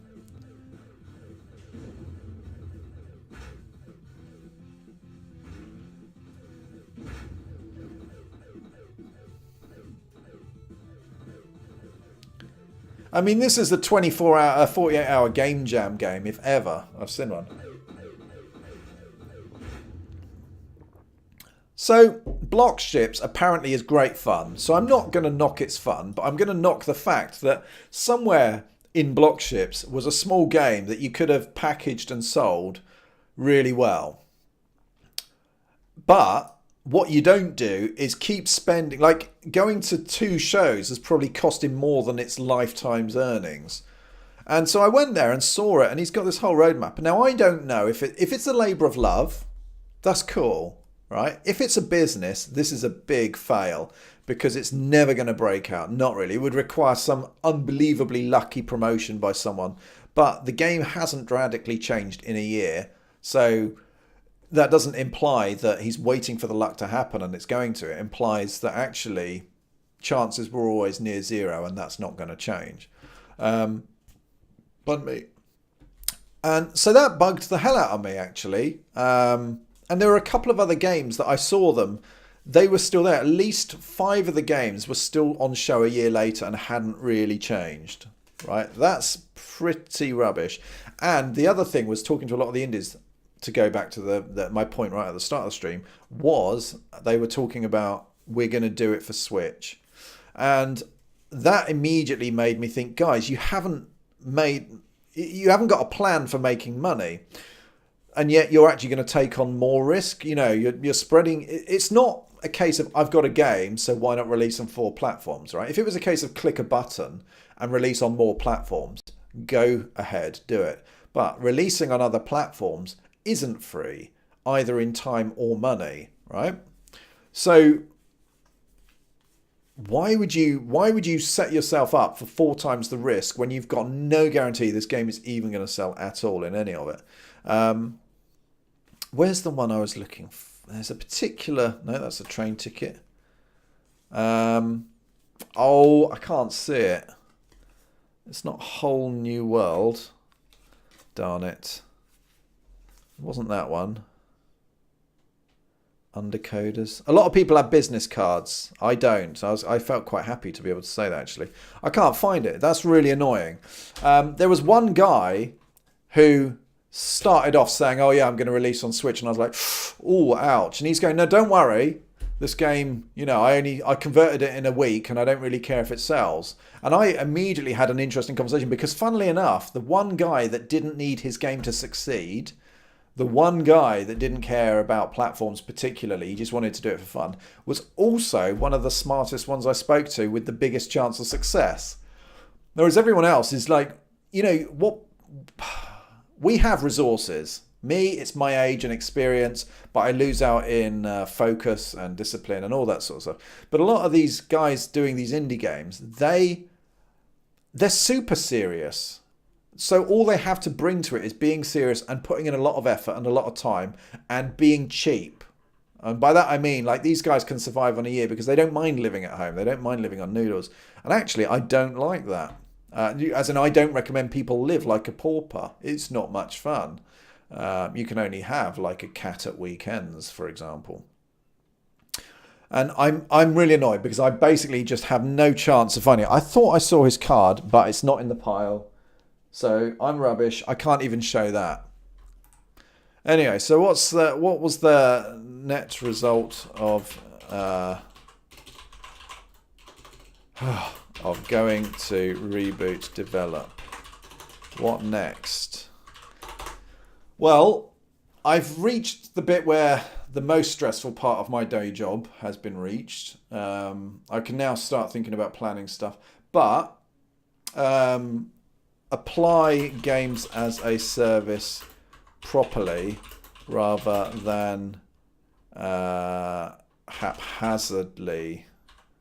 Oh, can't spell that very well. Rather than haphazardly, as I did for Diorama. The way I approached Diorama actually had a lot of good things, but it failed because it wasn't quick enough. The development cycle wasn't quick enough. I bit off more than I could chew, and especially that despite I'm clearly amazing at what I do, my ability to keep my enthusiasm up was low. I shouldn't have been still coding a year and a half on main systems. The most stressful. Yeah, I mean, to be honest, even if I lost that my current contract, that wouldn't be as stressful as trying to get the next stuff out. Oh, yeah, we have already got our next releases. That's fine. I got to help get out another 4 games or something in the next few months, but that's okay. It is okay. I'm convinced that a more dedicated person making a few key choices of Diorama could have made it at least to first release. I spent a year and a half on Diorama. At least, right? Full time. That's what I'm saying, Ray March. And I didn't come up with a saleable product, right? So that was rubbish. So all the good things I talked about, and I'm a hypocrite. I totally appreciate that, right? Which is I sometimes go, oh, that's the right way to do things, but I'm not going to because I don't want to. And some of them bit me in the backside quite heavily. Yeah, it was a fail. Yeah, you did restart at one point going ECS, and that had benefits, right?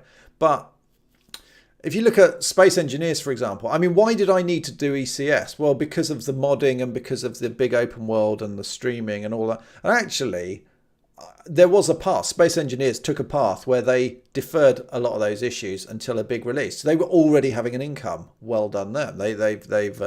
It's a proof of more chance of success starting small and growing.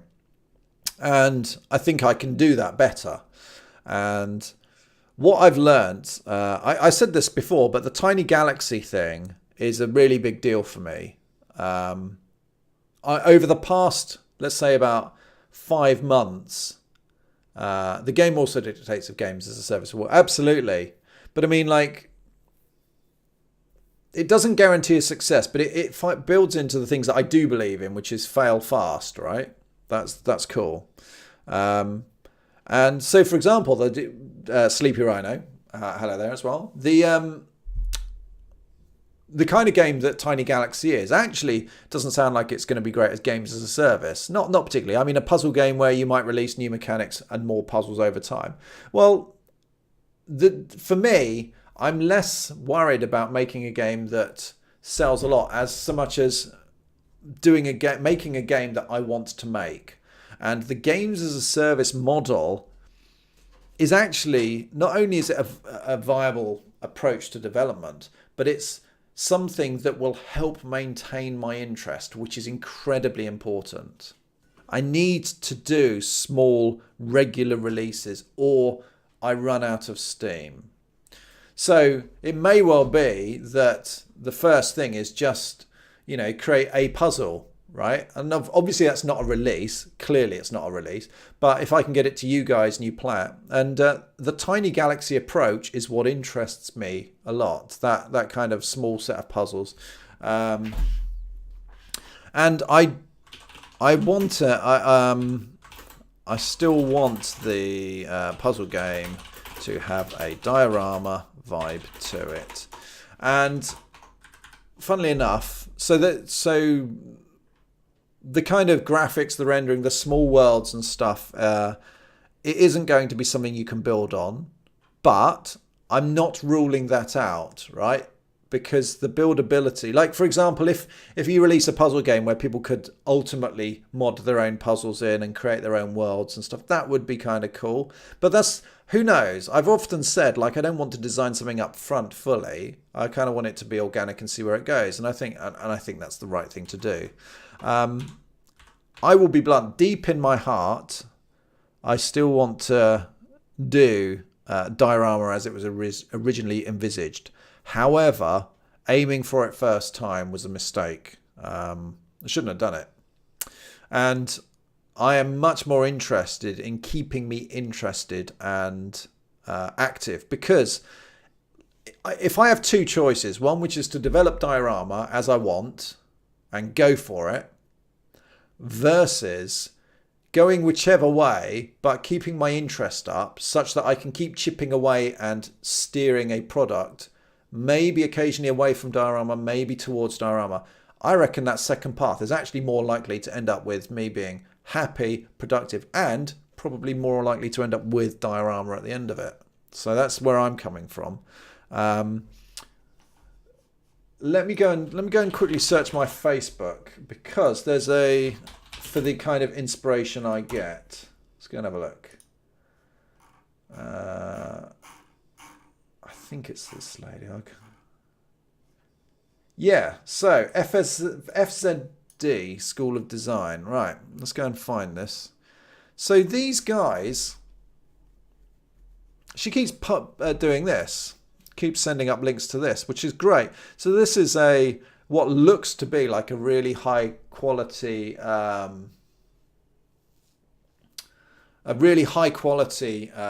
design school, art school. Sorry, I'm missing your comments. Sorry, guys. Let me go and. Oh, did I just close my Twitch window? I'm a spanner. Nope. That's two bedroom flats. That's announcements. Ah, there we go. Sorry, me too, but I'm lazy and not committed enough to one project. Yes. Yep. What kind of game can you commit to it? Yeah, if that's a question to me, I can answer that in a minute. But for other people, yeah, Dire Goldfish. I've never caught one of your streams before, but this has been incredible to listen to so far. He is not a plant, right? I did not pay for this 5-star review online. Thanks for the post-mortem on Develop. I've always wondered if it was similar to GDC. It's cool that you know yourself and you know how you work and you're building your game your way. Well, I mean, I failed, right? I had a year and a half, and I failed. I mean, there's no other way. Positive things came out of it. I don't fully regret it. Just because something fails, you don't have to regret it. But I learned some pretty rubbish things about myself. I also learned that I do genuinely like developing on stream and having you guys to chat to. So that's kind of cool.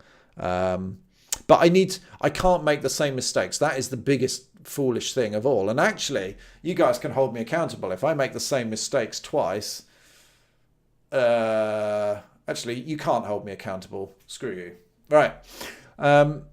Didn't you send them back in the day? VFZD. Oh, maybe I did. Maybe I'm showing this before. So, Kuma, hello there. And it was a question to Cookie about the games you want to make, but you can answer it if you like. Yeah.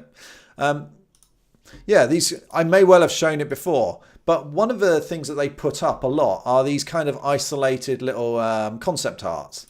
And do you know what? I absolutely love them. Absolutely adore them. I don't know how to close. How do you... Oh, up there, okay. So this has got objective valve, weapon create. So some of them are quite boring, actually. But they're still high quality boring, right? And even that is kind of cool. They're trying to think about design, but mostly I get art inspiration and art style inspiration. And yeah, they all tend to be these isolated little areas, which builds into the tiny galaxy kind of thing, these single room puzzles. And if we're breaking things down into single room puzzles, well, then I can release them whenever the hell I feel like and update old ones to include new puzzles based on later releases and stuff. It's fantastic. The escape room game. I'll let me put this link up. They also make YouTube videos. Oh, I should look into that. The escape room game. So this is actually bigger than I would totally. I mean, that's a regular level in a game, right? So I wouldn't be so interested in doing something that big. But yeah, the idea of isolated little areas and just with different style of graphics or whatever. I mean, who knows? Who cares? I could have spectrum rendering areas, like low res and with color clash and stuff. That's fine. If that's a week's experimentation for me, brilliant. That's great. But yeah, I see all of this, and let me see if I can find. They did some theme parks based on. Crikey, there's a heck of a lot here. This has grown since I was here last. Oh, and you got high quality stuff like this. Yeah, showing the renders and where this... Oh no, what are they showing? Is this how to rearrange stuff? Oh no, I assume that's a secret passage that they're highlighting. I don't actually follow the game design aspect of it, and I suspect what I'm seeing here is quite shallow, quite weak. But compared to... like even this is still interesting quality to me. This can still be totally inspiring. Forget the fact that they're manually mapping out a path and stuff like that. That's not important. Darn it! I want to find some of their. What is that? The neck breaker. So this is interesting because this is forcing them to think about, this is the theme park with a particular ride style. But yeah, they're having to think about the usage of space. You can almost see this as being a crazy futurist architectural website, It's so crazy. What have we got? Santa's Toy Factory. Anyway, it's great. It's inspiring. It highlights that this little stuff is really interesting. And they've got... there's clearly they've been asked to do Wild West. They do medieval stuff. I think somewhere else they've got like kind of, the East Asian houses on stilts in the sea. And all of this is kind of quite cool. It's quite cool.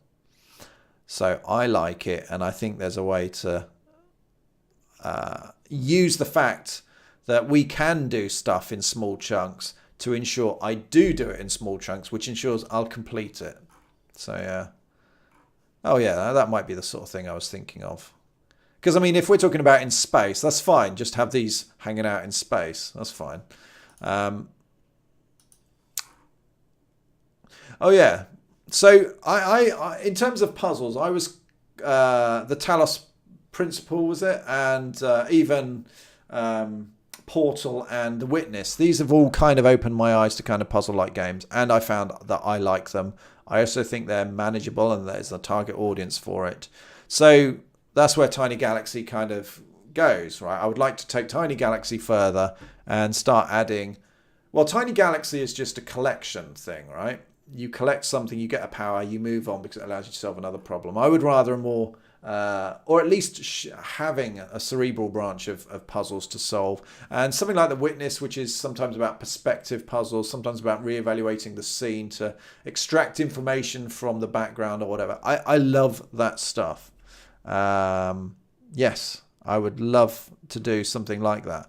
So I've talked a bit before about what excites me, and I found that over the past 5 months, instead of thinking my original idea of what I want to do is bad, or thinking of other games or other things, or that's a flash in the pan, I keep accidentally adding to this original idea of a puzzle game with small planets with multiple puzzles involved, and sometimes meta puzzles, bigger puzzles. So, the idea that each world has an atmosphere that is spherical. So each, like in Tiny Galaxy, the worlds were little and square. That's fine.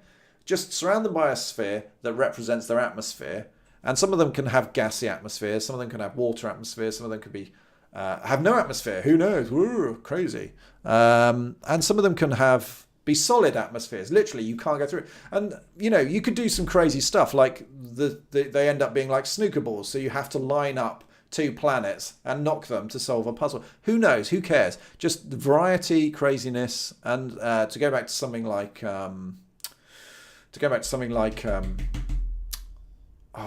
Mario Galaxy, Mario Odyssey.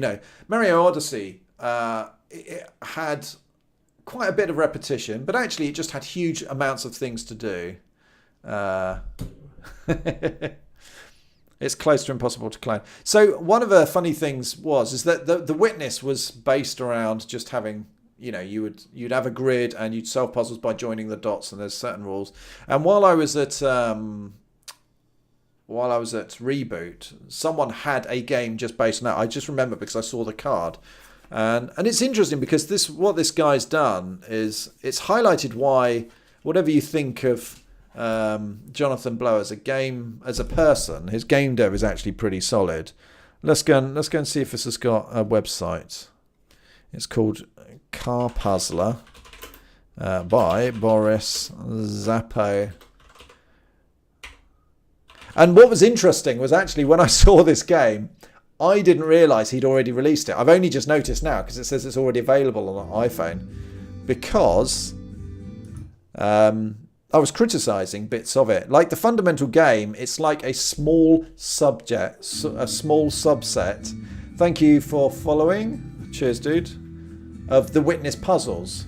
And this guy was here at Reboot last year, so he got to chat to Jonathan Blow and stuff. So you can see he's got red. He's got to cover all of these. And actually, the puzzles were fine, but already I could see an entire game based around a subset of Witness puzzles was kind of... It's a shame. There's more mileage, as the Witness showed. And my main criticism was to do with the control scheme, in that you could be far more helpful to the player. Like, if a player knows he wants to go from A to B when dragging something, don't force him to be pixel perfect along the way. You can infer what he's trying to do. So, help drag these things along. But yeah, and this guy has released a game. I have no idea if it's successful. 5 user reviews suggests not. But I think there's mileage in those sorts of puzzles. And the Witness is a good example of taking a puzzle, throwing in huge variations on it, sometimes making meta puzzles out of it, and it works for me. So if I take out the fact that do I want my project to be successful, and I'm doing it for me, life suddenly gets a lot easier. I could look at this for ages. So let's do this. How do I want to make my next game? What do I reuse? What lessons have I learned? So here's a question for you, and I won't get offended by any of your answers, which is, what lessons do you think I should have learned from diorama development, right? Yeah, you can't simply clone one of those games. No, I'm definitely not doing a clone. It's not that I'm going to clone a dragging puzzle at all. It was more to do with the fact that The Witness stands as a good example of taking something simple and pushing the ideas to the limit, stretching out the ideas in very unexpected ways and rewarding ways as far as I was concerned. And I'm comparing it to that car puzzler, which takes one idea and doesn't stretch it nearly as much. No, 1% of stretchingness of The Witness, to use a rubbish metric. And one is appealing and successful. I can't code water. Okay. Can't code water. Yeah, so don't do fluid dynamics to start with. Fair enough. Grachev, let's have a look. The new Zelda had dungeons. It had micro dungeons, didn't it?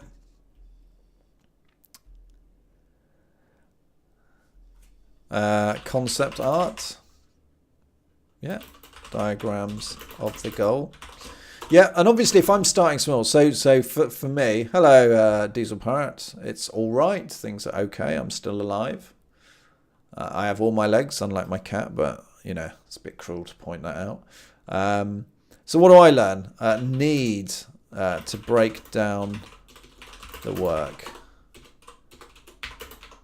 So it'd be like a vertical slice demo.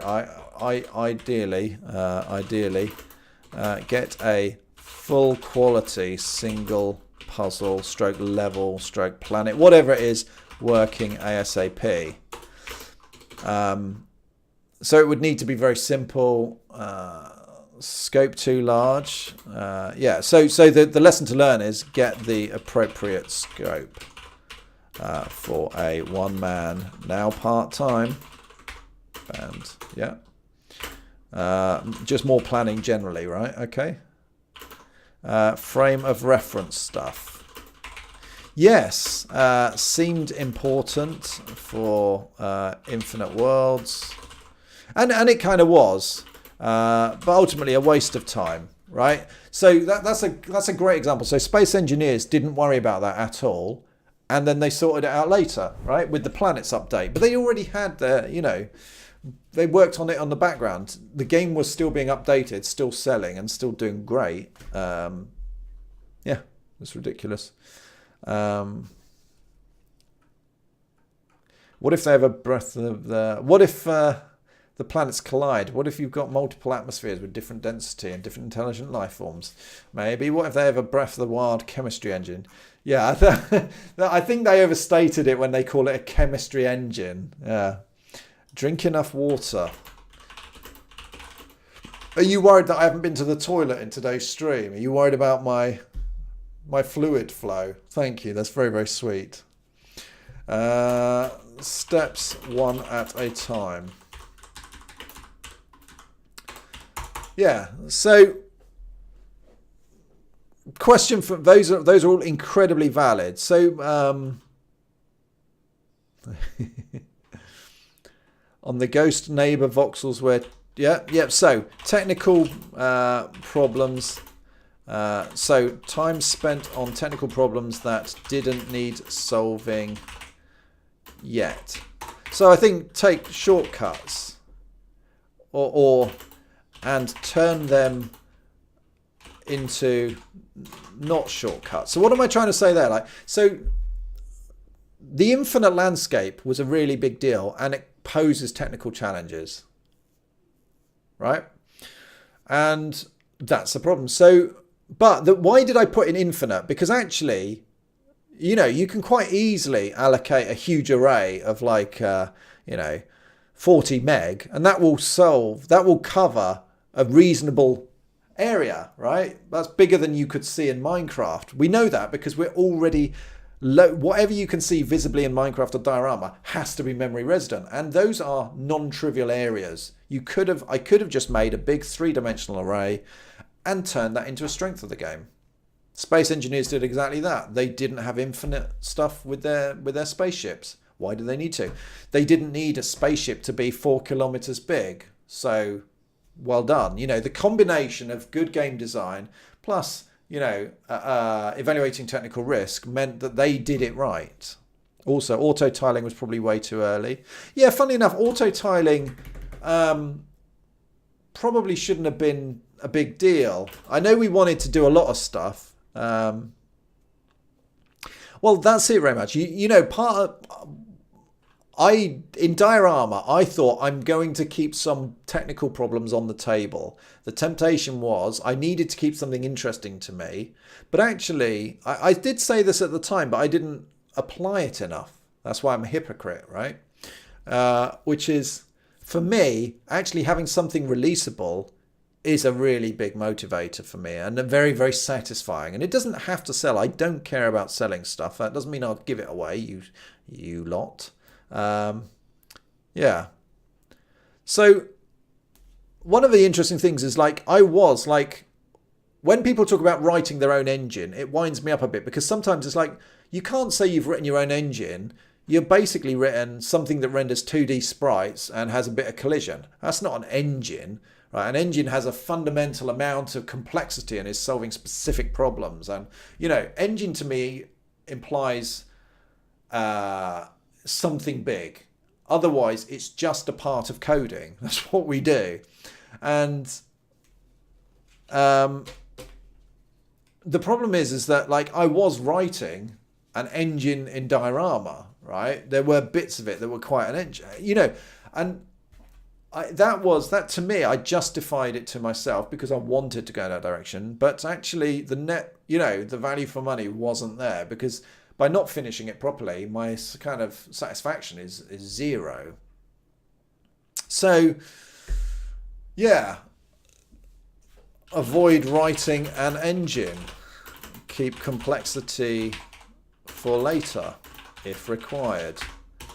So it does really boil down to what's the simplest I can do. So for diorama, if I applied this, it would have been no infinite stuff.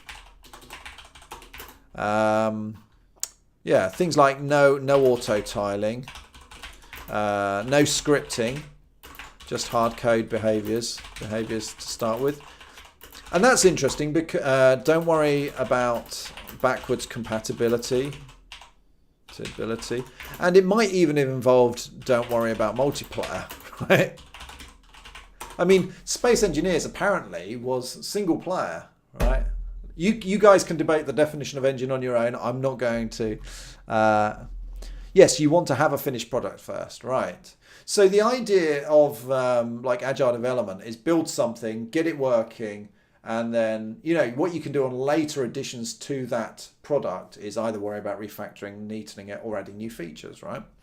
So it's not about hacking everything badly in the negative sense. It doesn't mean like willy-nilly add bad technical debt, but it does mean making smart choices. And choosing to add technical debt is a valid choice, right? So being informed about the cost and the risks of doing so, that's a really important thing. Yeah. So what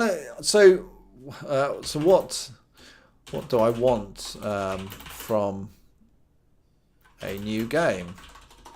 I need. So already I'm actually going to do some of the stupid things. Like this is showing how little I've learned, right? I don't want to use Unity. I genuinely don't. I've just decided I don't want to. I've used a bit of Unity. I'm sure it's great for what it does, but I've heard a lot of the problems about it. I want to be very much involved in a lot of... I don't fully need... The only bit of Unity that I would actually like is a model importer. That's basically it. Maybe the collision stuff. But I know that, you know, I said I was going to look at Bullet. And Bullet, you can use bits of Bullet and just having a collision detection. Like, I don't need to... If you were to take a small bit of Tiny Galaxy, a small 8x8x8 voxel area, right, fine. Just put it in Bullet, create lots of little cubes, right? You don't even have to worry about like reducing its complexity down. Just I mean, sure, Bullet can handle 8 by 8 by 8 cubes for collision. Of course it can, right? So, yeah. So yes, you shouldn't worry about engine. Just make games, and then when you make a few of them, you notice you're reusing some parts of the code. Well, I mean, so yeah, and some parts of diorama were reused from previous projects and stuff. I don't want to use Unity. I want to use something that has model importers. Well, in fact, here's my wish list, right? No to Unity. Sorry, Unity. And I've met some of the guys that are the evangelists for Unity, and still not going to use it. No to Unity. Yes to model importer. Importer renderer. So it needs to have a renderer. Ideally, yes to collision. Ideally with physics, because then I can use it later on. But even that's not a big deal. Like if I was to steal the collision routines from diorama, I wouldn't be unhappy. The big deal for me though is that if I'm going to switch to a kind of arbitrary model importer, is that I kind of need to turn that into a collision mesh, right? And obviously diorama is built around cubes, and importing arbitrary meshes, they're not always going to be cubes, right? So yeah. Did I see the new system of Unity? I haven't, no. So Godot UE4 Unity. So cross-platform. That's just selfish because I want to develop on Mac or PC. I need to be able to switch between them. And what else? What else do I want? I don't even want... so input, window handling. I mean, these are basically what all of the rendering engines handle anyway. Maybe file system. So no to scripting. Yes to shader handling. Or just put yes to shaders. Why? Because I never really got to that stage in diorama, but I want to fiddle around with graphics. I want to fiddle around with the look of stuff. Yes to... I shouldn't keep typing yes to all that. It just looks really stupid, but whatever. And what's the time? 9 o'clock. Yes to very small, isolated gameplay. BSD. So, what would be... in fact... so this is a question. To avoid even thinking about gameplay, is there something I could take from diorama? Stroke Tiny Galaxy. Well, Tiny Galaxy, as I said, it's not quite the gameplay that I want to do. Who's off? Let's race. See you around, pause. Also getting the shaders to the fun stage is pretty straightforward. Cool. And Linux, yep. Oh, Unity is going to throw away their OOP and switch to entity components. Yes, I saw that. Yes, plummet mode. Yeah, plummet mode build. I think there is definitely a case for trying to squeeze in plummet mode later on. But yeah, Godot is definitely worth a try, especially because multi-platform and open source, so it couldn't really prove itself yet. Well, I mean, a couple of guys on the stream have talked about Godot, and I'll be honest, I'm tempted to look at it. Yeah, I think if I keep my requirements small, then actually changing engine, should it be a problem, which it won't, is probably fine. My question in before we back on diorama, no lessons learned. Yeah, absolutely.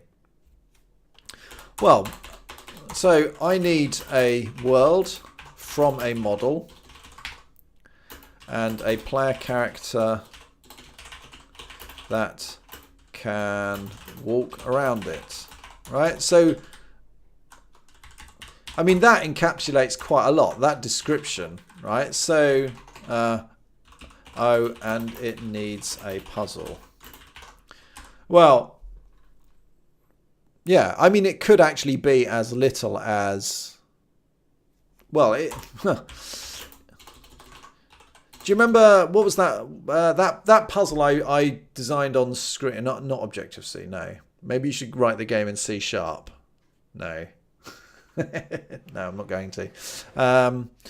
I designed a silly puzzle whereby you had to light. What was it? The idea was to light 4 things at once. So you had to decide where to light it. Now that's a great thing because it's a kind of bit of cellular automata. It's actually very simple to code as well. Cookie, I don't know what's going on. Oh, okay, so I'm talking about what's the minimum I could do to get to a tiny little releasable game. I mean, game is far too big a word. We're talking about like a 5-second demo, but something you can build on, right? So it's a vertical slice demo, right? So by getting there, what can I cut out of what I would normally be tempted to develop such that I've got something we're all happy with and then I can keep adding to it and each of it is a tangible release. And for Diorama, it never really got that. So what incremental clicker? Maybe. No, I'm not doing that. Because when I think about it, like ultimately, if I can make a game where there's just one puzzle in it, right? The more I think about it, the more I realise the memory cost and the GPU cost of one little level is tiny. So I don't need an infinite universe. I don't need a streaming world system or universe system to enable me to make 50 of these tiny little worlds. Just load the whole damn lot at once, right? And that cheers me up again because that makes me realise I don't need to care about streaming, memory management, all of that sort of stuff for now. Ultimately, if you go too far away from a world, stop rendering it. Who cares, right? That's the kind of thing that would be built in later. I do want you to be able to see far away worlds because there will be some puzzles there.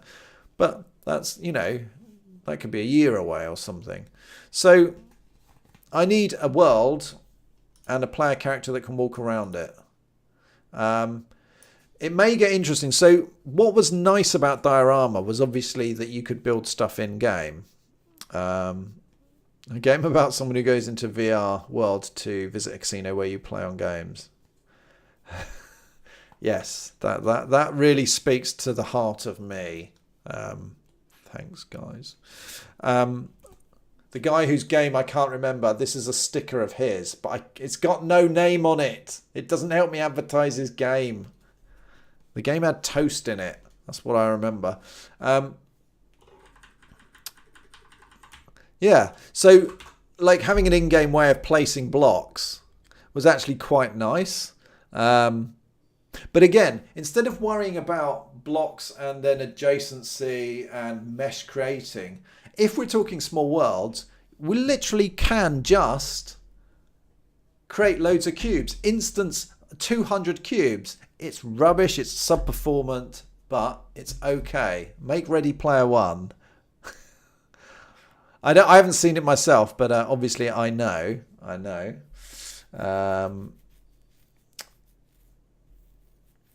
what happens in it, or I know that it's got cool shout-outs to many different games. So yeah, not going to make that. So here's a stupid question. Should I? I know this is a stupid question, so give me an answer before I answer it myself. Stupid question. Should I allow editing of the world in game to start with? Right, I'll leave that up there for 20 seconds, and then of course you can give an answer, and then I'll give my own answer. So what do? Do I pull a pose for 20 seconds? No.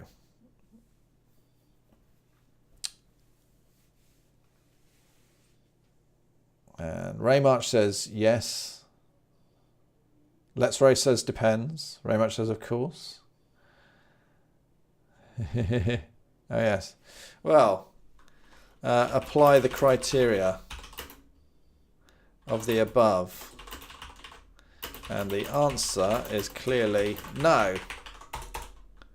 We can use cubes, but sod an editor. That implies load, save, etc. Hard code the levels. If I want to, I just need to create a 3x3 array in memory and in code. That's basically how I can edit levels, is by just having a 3x3 three-dimensional array and poke bits in there. And do you know what? I don't need to worry about editing modes. I don't need to worry about loading or saving. Just do that. What is all this vertical slice talk? Yeah, you mean saving and loading. Oh, okay, very much. I see what you mean. Yeah, so some puzzle worlds will allow you to edit them. Absolutely, they will. Yes. Yeah. I won't talk anymore about, because I hadn't watched it until today. I had no idea what was Nobody People Like Stuff. Oh, okay. I thought it was about removing those occasional blocks in Tiny Galaxy. Oh no. So yeah. But that, my first puzzle shouldn't include that. That's what I'm thinking. And actually, could I hard code a level that still kind of looks all right and solves the problems? Hell yes. Because the whole point of this is that what's the quickest way to design a little puzzle, and it can look crap, but then I pay someone to make me a decent looking world and we switch it out. It just loads a model instead. Yeah, exactly, Sleepy Rhino. Do the minimum. So that's interests me. So what do I need to do? Well, look at Godot and question, what do I need to salvage, if anything, from Diorama? Well, any game that I would ultimately want modding in, I would go back to Lua, right? So I would take that. How much do I pay? I pay in memes, right? Because you need them, don't you, very much? So yeah, there are bits I would take, but what I'm actually going to do now is something that I haven't done for a while. Let's go and have a look at Godot Engine. And basically that's going to be the end of my stream, is I'm just going to spend 20 minutes going through Godot. I don't know anything about it. Introduce all the gameplay components. Well, I've actually... Do you know what? It's not an identical parallel, but you've reminded me of some gameplay thing. Like all games, like first-person shooters, you start off with a pea shooter and you get progressively bigger weapons, right? That's the standard thing throughout pretty much every game, because then it gives you the standard cheese of, here's a monster that takes 100 pistol shots, suddenly you get a rocket launcher and you can take it out in one, and your relationship to that monster and the threat it forces on you suddenly becomes different, less. You feel you've progressed. Yet from a narrative point of view, there's a lot of interest in stories where people start in high positions, the fall from grace, right? This idea of a reverse progression. Actually, you start off high and end up low. And I've often thought about, a first-person shooter where you start with your BFG, your rocket launcher, your grenade launchers, but actually they get taken away from you. So suddenly that monster that you were killing with 2 hits from your rocket launcher, suddenly you've got to face it again, but with less weapons. So suddenly it becomes a bigger threat.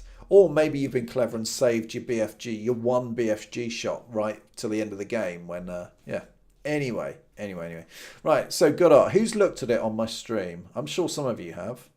Let's read some features. Apparently it provides tools. Yeah, yep. Features. Come on, let's go and click and read through there. Because then what I want to do is seed my brain with all this information and then I can chew over it. I think there was a game like that where you go backwards. Yeah, probably.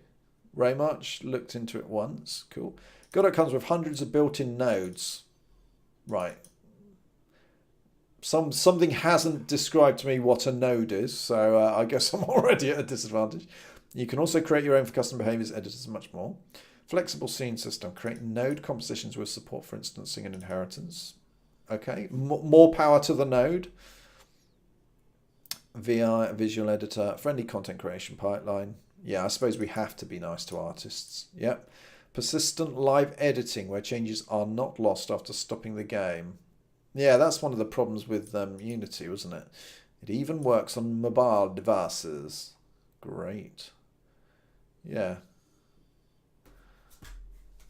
So, yeah, how is the game dev community on Twitch? I'm going to hazard a guess and say it's not where it used to be. Gorgeous 3D graphics. Yep, that'll be good. Create 2D games with ease. Well, yeah, I mean, I'll need a 2D element if I do anything, but yeah. Innovative architecture. Physically based rendering. Yeah, okay. Already, I don't... That's more detail. As long as it can do that, that's fine. We have new chill streams. Do you? Are you going to pimp your own, Ray March?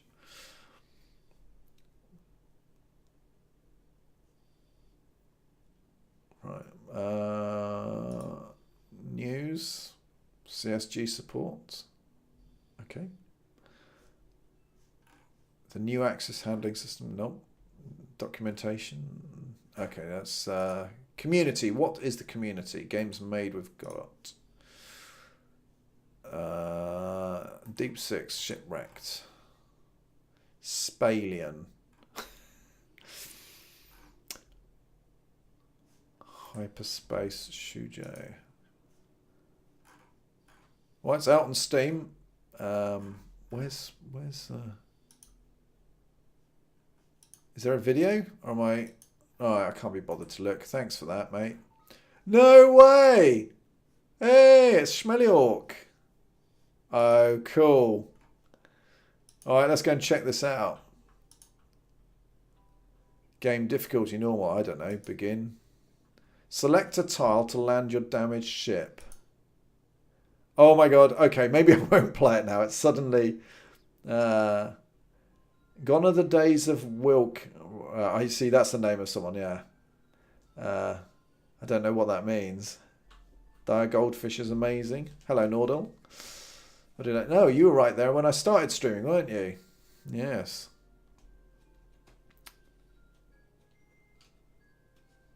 Azenris had to refollow me. Oh, how did you know I'd started then? Welcome to Shipwreck. Ship crashed. Collect wood, stone, and mushrooms. Okay. Okay. Do you know what? No, I'm not going to. Because that requires thinking. I just want a video. All right, I'm going to assume it can do all right. Download. Downloads. Mono version, C# support. Oh, okay. I'll probably avoid that to start with because I don't know whether it's going to install a load of dependencies that I don't really want. Requirements, version 3, OpenGL 3 compatible hardware. We don't really care about that. You can also get it with Scoop. Nope. I'm not going to... I was #1 in game dev. And who knows, perhaps one day I too can return to the lofty top 100 streamers of game dev, which was really easy. It's got an exe. Right. Install the exe. Install all the exes.